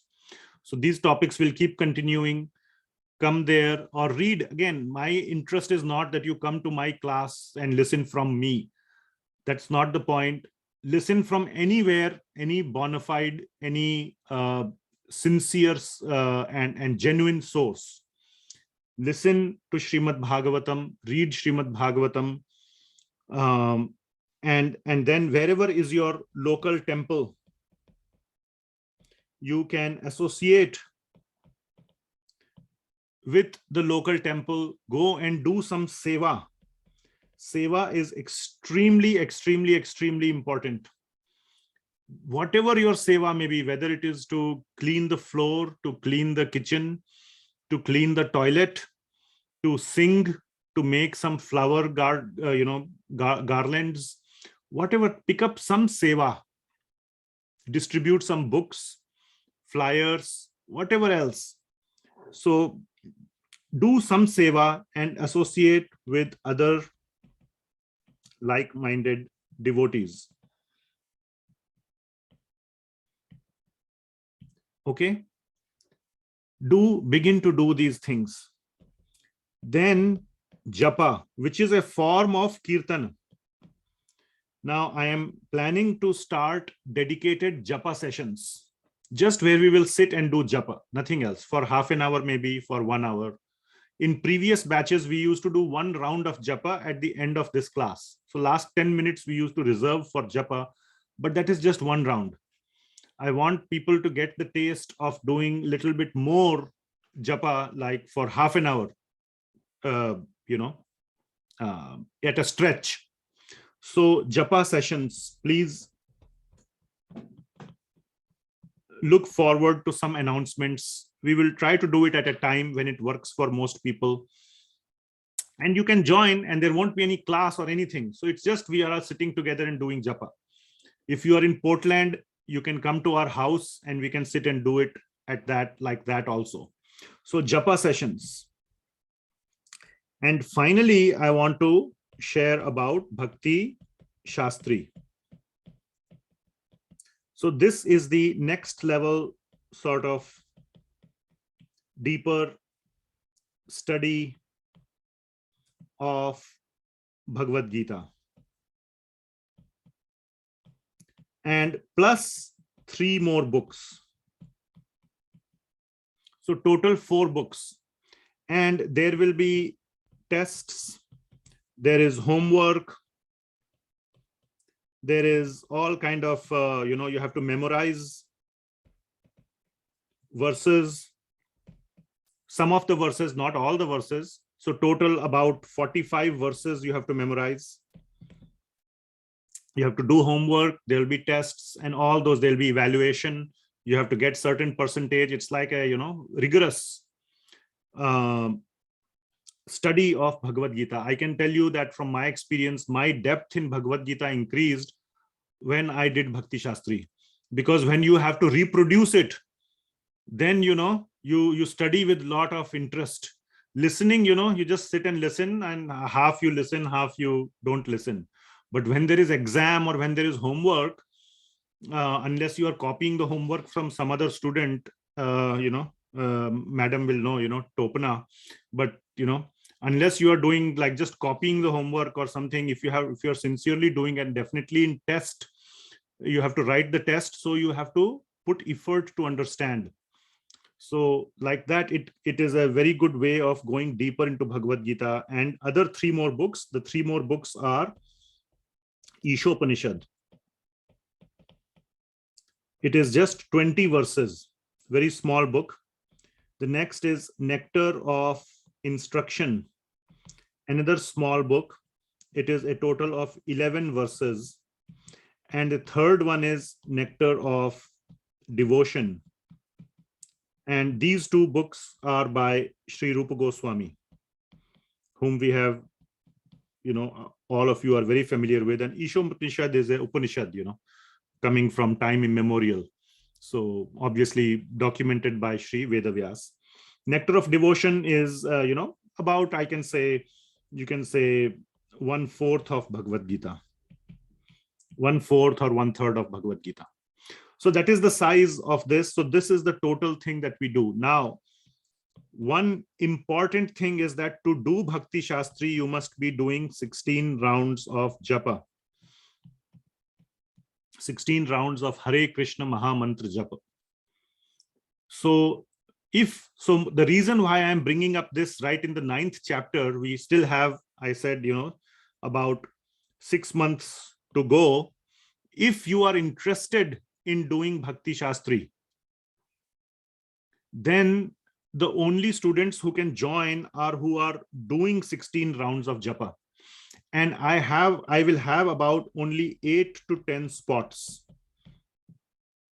No more spots, because a lot of work is needed to be done. So only 8 to 10 spots will be available. And this is a requirement. So you have 6 months. You can think about it. If this is something you want to do to deepen your understanding of these books, of these Shastra, please start becoming more serious in your bhakti. And one of the things to become more serious is the japa. Please start doing that. And that is at least to get the degree, it's a requirement. But, japa is japa. It will tremendously accelerate your spiritual progress. Getting the degree is a byproduct, but that is a requirement. So if by the degree somehow you are doing Krishna Bhakti, that is a nice thing. Somehow or the other, do Bhakti. Even if I push you, I force you, I cajole you, whatever it is, somehow or the other, whatever makes you do Krishna Bhakti is nice. So if this makes you do it, nice. So that is the announcement. Okay.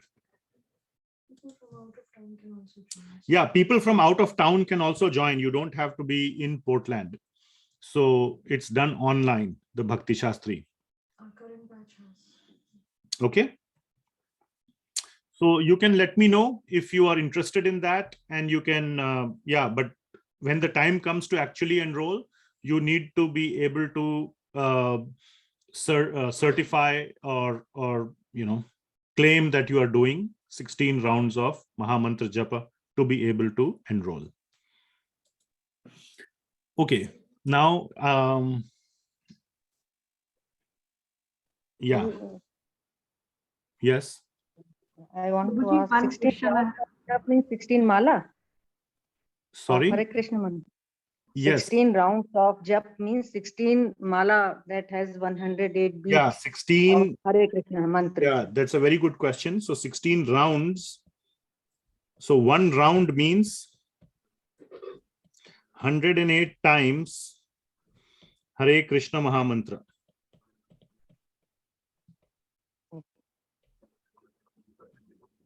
So one Hare Krishna Mahamantra is Hare Krishna, Krishna Krishna, Hare Hare, Hare Ram, Ram Ram, Hare Hare.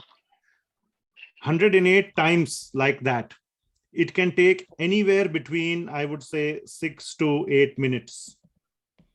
Typically, when you do japa, you do it a little faster. So I would do something like, we can do this in japa sessions. Hare Krishna, Krishna Krishna, Hare Hare, Ram Ram Ram, Hare Hare, Krishna Krishna Krishna, Hare Hare, Ram Ram, Hare Hare, Krishna Krishna Krishna, Hare Hare, Ram Ram, Hare Hare. At that speed we do, it takes 6 to 8 minutes for one round. 16 rounds takes anywhere about 1.5 to 2 hours daily.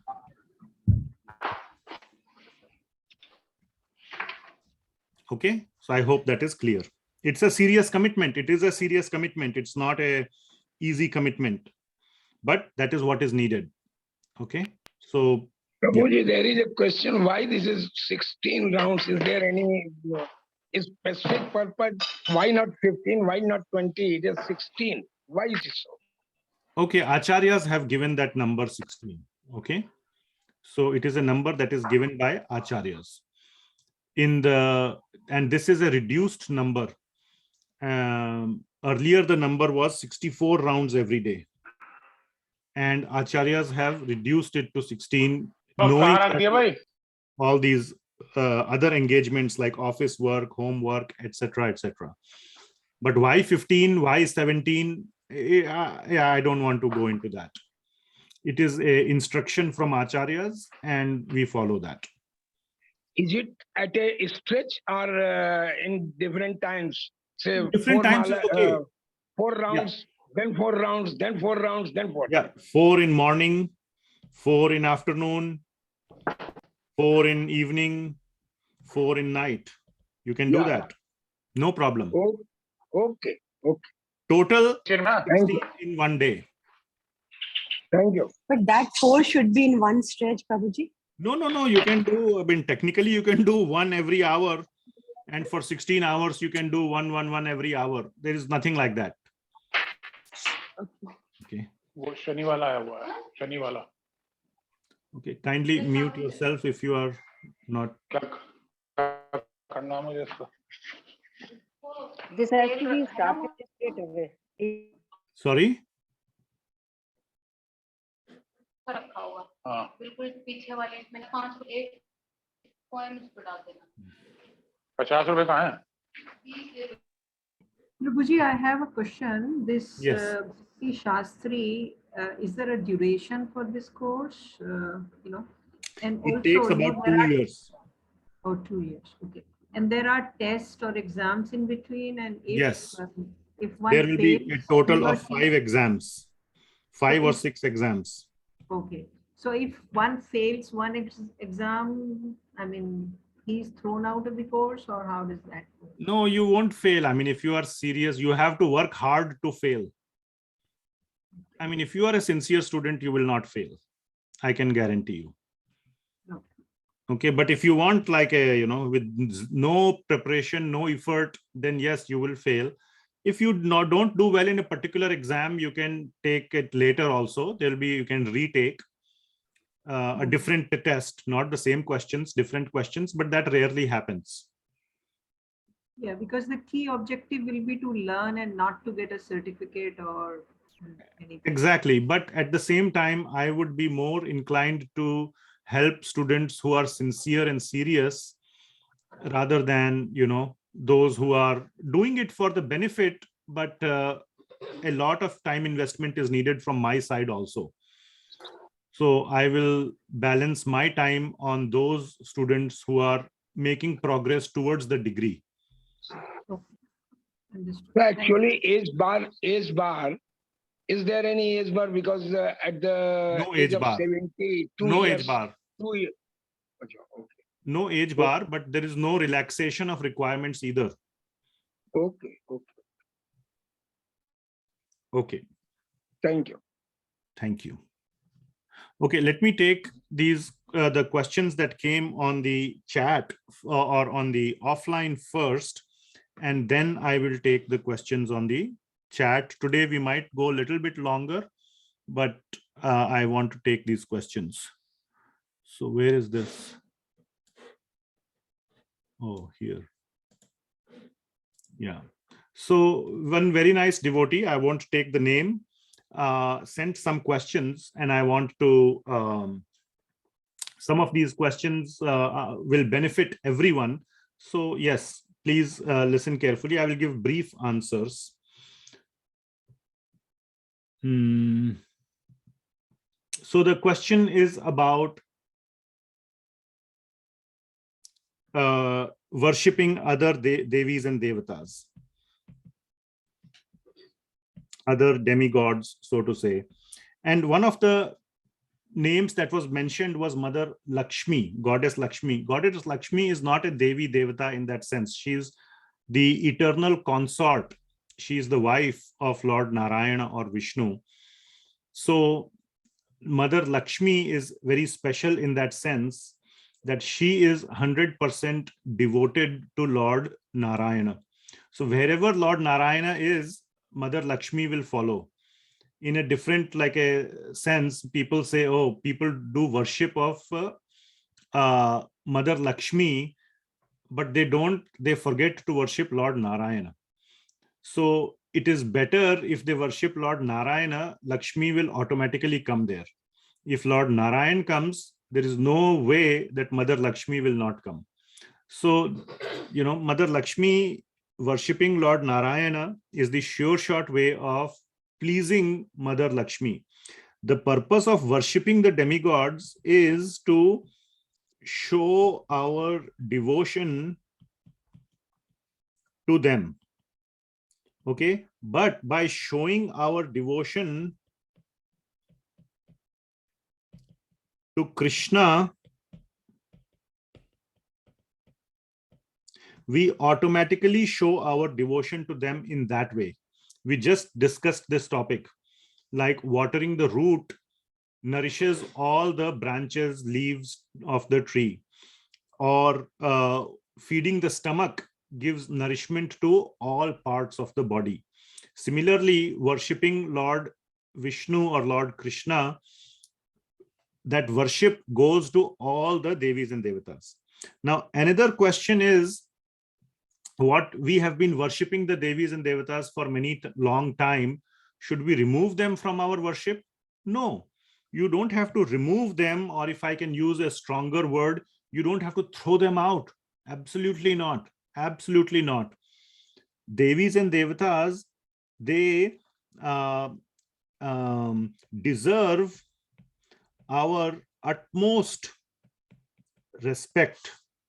So one should never say, oh, should we throw them out? Far from it. Absolutely not. We should have a lot of regard for them. They are very loving devotees of the Supreme Lord. They are not Devi Devata just for no reason. They are very, very sweet devotees of the Lord. So if you have, let's say, a puja room or something in the house, then like this, if you have a table, you can have another table, you can put Lord Krishna or Lord, on the higher level, and you can put the Devis and Devatas here at a little lower level. Like that, you can arrange your puja or your worship.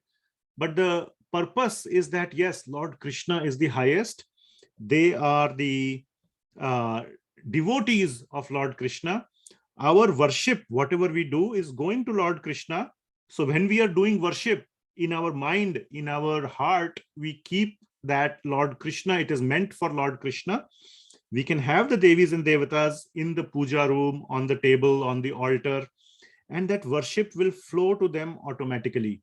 So you don't have to keep them in the lock them up or remove them or throw them away. None of that.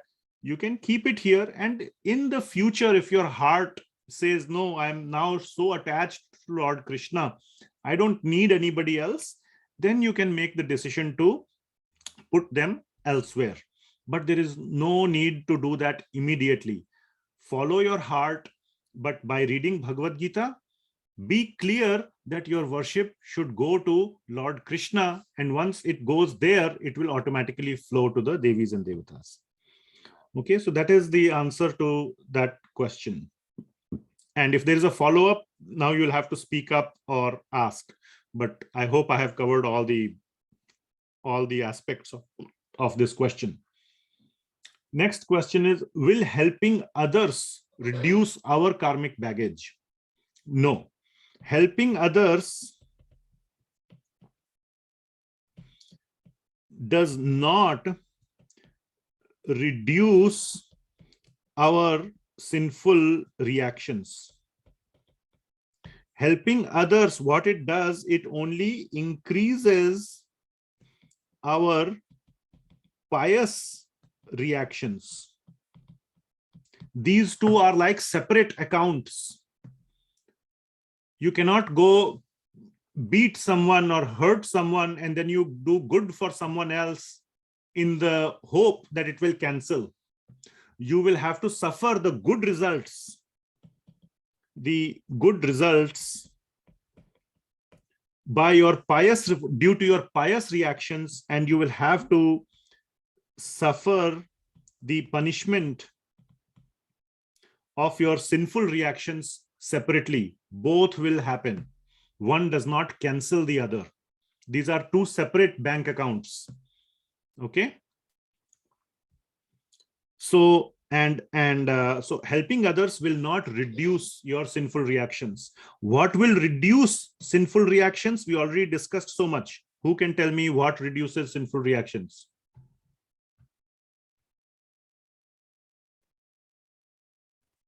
Bhakti only? Yes, Krishna Bhakti. Yes, didn't we see it here? We said past and future somewhere, right? Yeah, avyayam, bhakti is everlasting, kills the baggage of sinful reactions. Isn't it? So Krishna Bhakti is the one that has the power of killing the sinful reactions, not helping others. Helping others will give you more pious credits. Then you can go and enjoy in Swargaloka. But after that, you have to, before that, we don't know. You also have to suffer the punishment for sinful reactions. Okay, next question is, what does Lord Krishna like other than butter? So for that, you have to wait till 9.26. Lord Krishna, butter is very expensive.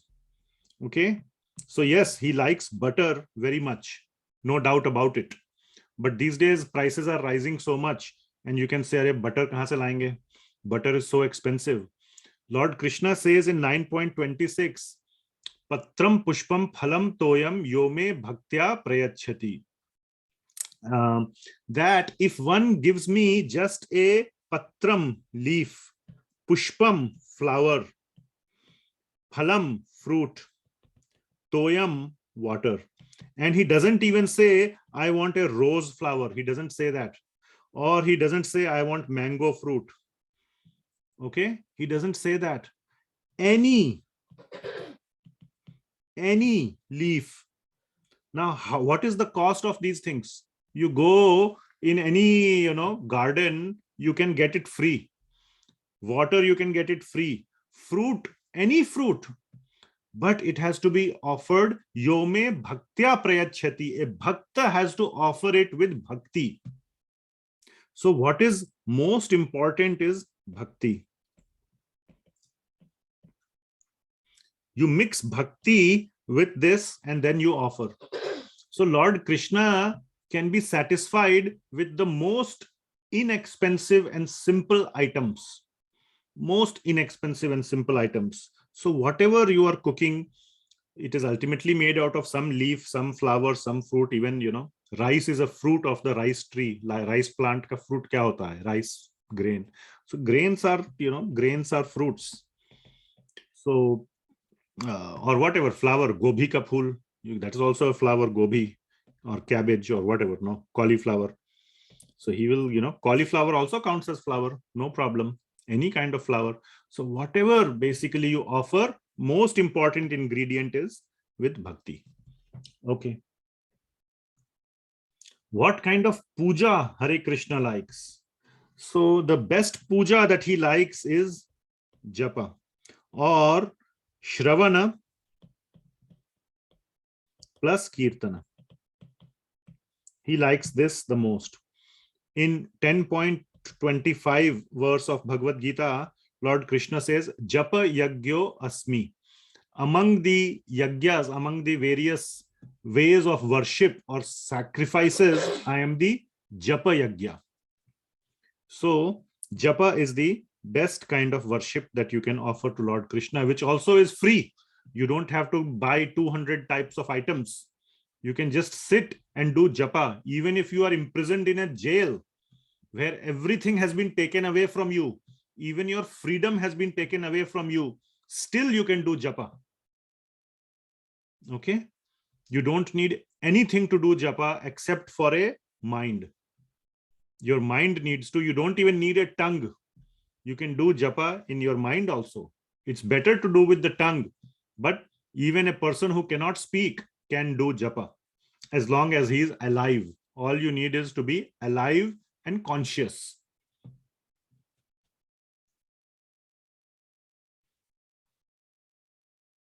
Okay, so those were the questions that were there. Yeah, by Mataji, who asked separately to us.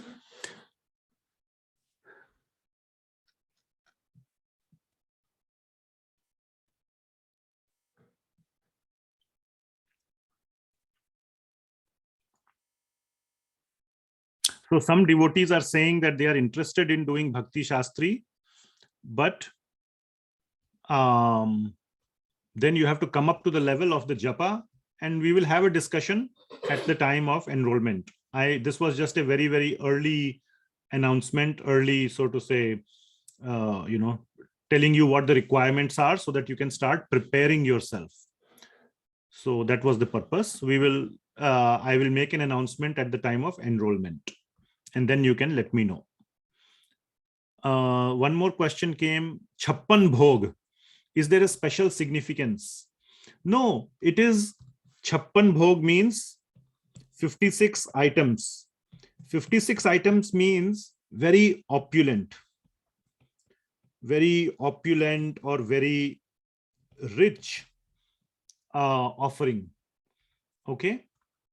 So what it means, the purpose is that one should give his best to Krishna. Okay. That is the purpose. If your salary is $1,000 a month, okay, and if you are giving $100 to Krishna, that is nice.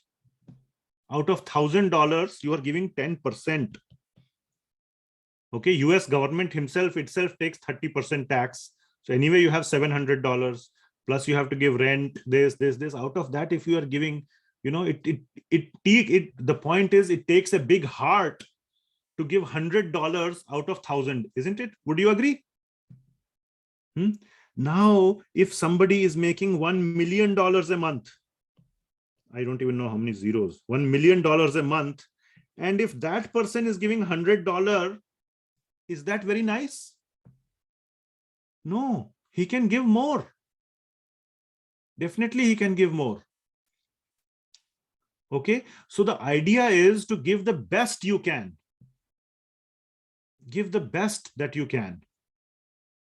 Now, this is just a money discussion. A poet, for example, an expert poet should compose his best poetry for Krishna. If he's a very poor poet, let's say, very poor poet, or if he is a singer, then his best singing should be for Krishna. The point is, whatever best you have, that you give to Krishna. So chappan bhog means if you have that much richness, money, items means, then offer 56 items. For your own lunch, you have 20 items. For Krishna, you will give 2 almonds or 1 banana. And when you have to eat, you will eat 20 items. Is that very nice? No. If you are eating 20 items, you offer 20 items to Krishna. If you are eating chappan bhog, you offer chappan bhog to Krishna. That is the purpose. Now, in Jagannath Puri, that Lord Krishna, Lord Jagannath in Puri, Jagannath Puri, he is very hungry. All the time he is eating. And the devotees are also very sweet. They keep offering him. So there is chappan bhog offering going on continuously to Lord Jagannath of Jagannath Puri. So there are various aspects, but the purpose is to give the best you can. So if you're a very rich person, very capable, you should offer 56 items to Lord Krishna every day. That is the purpose. Like, if somebody is a scientist or somebody is good in, has a lot of academic education or whatever, they should use that to glorify Krishna. Like, for example, George Harrison. Yes, that's a wonderful example. You know George Harrison? Who is George Harrison? Who knows? You may not know the name now. Singer. Ford Harrison's grandson, I think. No. He's the famous singer. Famous singer, but what is the name that rings a bell? Have you heard? Beatles, Prabhuji, Beatles. Yes, have you heard the name Beatles? Beatles. Very, very famous group. Now, George Harrison was one of the 4 Beatles, and he was a very sincere devotee of Lord Krishna and Srila Prabhupada. And he popularized the name of Krishna through his songs. He wrote so many songs and sang so many songs in the glorification of Lord Krishna. And one can say that his efforts were a large reason, a big reason why the Hare Krishna name became very popular in the world in the 1960s, 60s and 70s. So he used his popularity, his celebrity status to glorify Krishna, to spread Krishna's name. Okay. Of course, he gave a lot of money also. He had a lot of money, but many people had money. But not many people had what George Harrison had. What did George Harrison have? A following, celebrity status. So he used his following for Krishna's service. So whatever best you have, use it for Krishna. Okay? That is the purpose. You're following? Okay. So let me see what other questions are here. What does reciprocation of bhakti feel like? How do I recognize that I am experiencing bhakti? Is this devotee still here? Yes. Okay, great. So that is very personal. I will give you 2 examples. Okay, very recently. My wife does a lot of this, organizing this program, that program. Her whole time is gone in these program organizing things. Okay. Today, this Friday, then Saturday, then this and that. And she's, doing all this WhatsApp all the time and all that. In that whole process, at one time, she forgot one deadline. That deadline could have cost us as much as $50,000. She missed a deadline. Okay. $50,000 were at stake because she didn't do some paperwork or something by a particular date. And she missed it by 15 days. It's not like next day we remembered. We didn't even remember it because she was busy. At that time was Kartik time. We were doing all these Damodar programs, and every day that, financial aid and all that. And then we wrote an email to the officer saying, we forgot, we were busy and this and that. Immediately he replied, oh, no problem. I understand your situation. Please file it by tomorrow. I will give you special extension. So one can say that he was very kind. One can say so many reasons, one can say. Okay. I say the reason was Krishna. Now you can say whatever you want. I don't care. For me, it is very real that the reason is Krishna.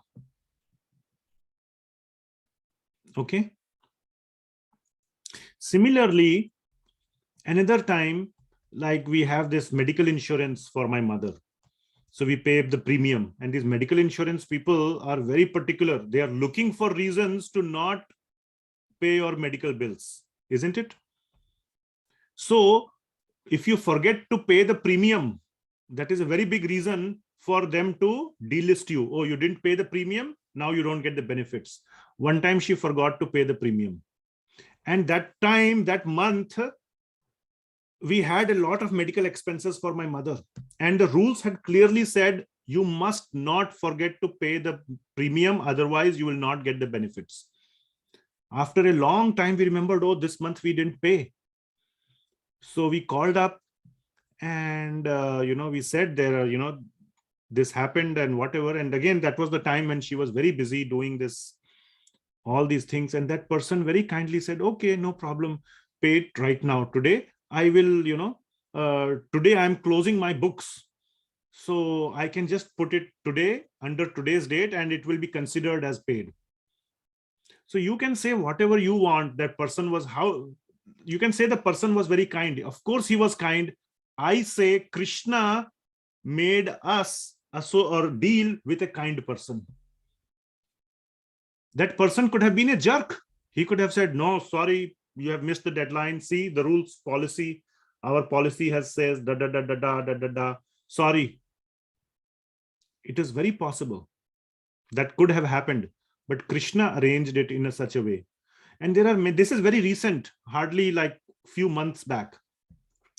So there are so many incidents like this that keep happening. And you have to see, there's a very beautiful sentence that somebody said, chance, we can say by chance it happened, by luck, luck or chance is Krishna's way to remain anonymous. Please remember this. Write it down. Put it in your room. When we say not even a blade of grass moves without Krishna's desire or without Krishna's permission, then where is the room for chance? There is no chance. Okay. So chance, whatever we call chance or luck, is nothing but Krishna's way to remain anonymous. So we have to see what all things have happened in our life. And I can guarantee so many nice things are happening in everyone's life. We have to see Krishna's hand in all those cases. So yeah. So I hope you got the answer. What does reciprocation of Krishna look like? And in many cases, when you're doing bhakti, so much I heard from one devotee, their parents were very against Krishna and all this. They came and stayed for 2 months. They saw their children doing very sincere bhakti. They went back with some bhakti in their heart. The children were so happy that their parents have become so favorable towards Krishna just by observing the children's bhakti. So a lot of changes happen in people. Don't underestimate the power of bhakti. You must be ready to see Krishna's reciprocation. Okay.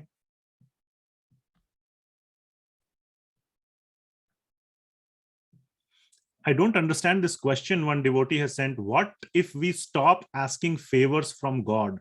How will we see the pramana of his reciprocation? Yeah, so like the example, I hope it is clear. We did not ask Krishna, oh, Krishna, please make us, let him accept the payment after the deadline or this. We didn't do that. We missed the deadline. We thought, okay, why ask Krishna for these kind of favors? But he arranged it. He's so nice. He's so nice that he arranges things. Okay, so don't have this feeling that if we stop asking, he will not give. Krishna knows. Sudama, when he went to Krishna, did he ask? Even though he went to ask, his wife sent him, Jao bhai, your friend is there, Krishna. He is the king of Dwarka. Go ask him little bit money. We are so poor, we cannot feed our child. That is what his wife told him. He went with that, but he did not ask. He did not have the heart to ask Krishna because he was such a sweet devotee. But Krishna knows what everyone needs and what everybody can handle.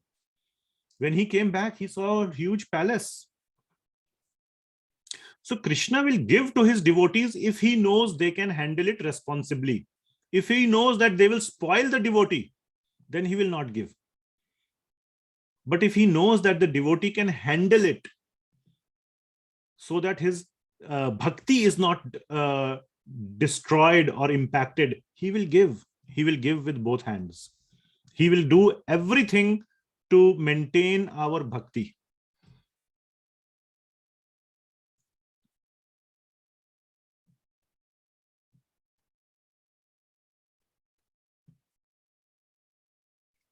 Okay. Yeah, Narottam Vilas Prabhu has put a nice quote. Once you leave everything in Krishna's hand, eventually you will see Krishna's hand in everything. Very true. Okay. I don't, anything else is there? Subhash Prabhu's private question, he sent me a text that please answer it even though he had to leave or something. Did he send you any? There are all these text messages. I'm trying to see. On Zoom, did he send you? Can sincere prayer and deep Krishna Bhakti influence the thought process of world leaders, causing so much misery? Yes, one can pray. Definitely one can pray, but what is the outcome is in Krishna's hands. Okay, anything else? Last minute. Sorry, today we went long over. So apologize for that. But yeah.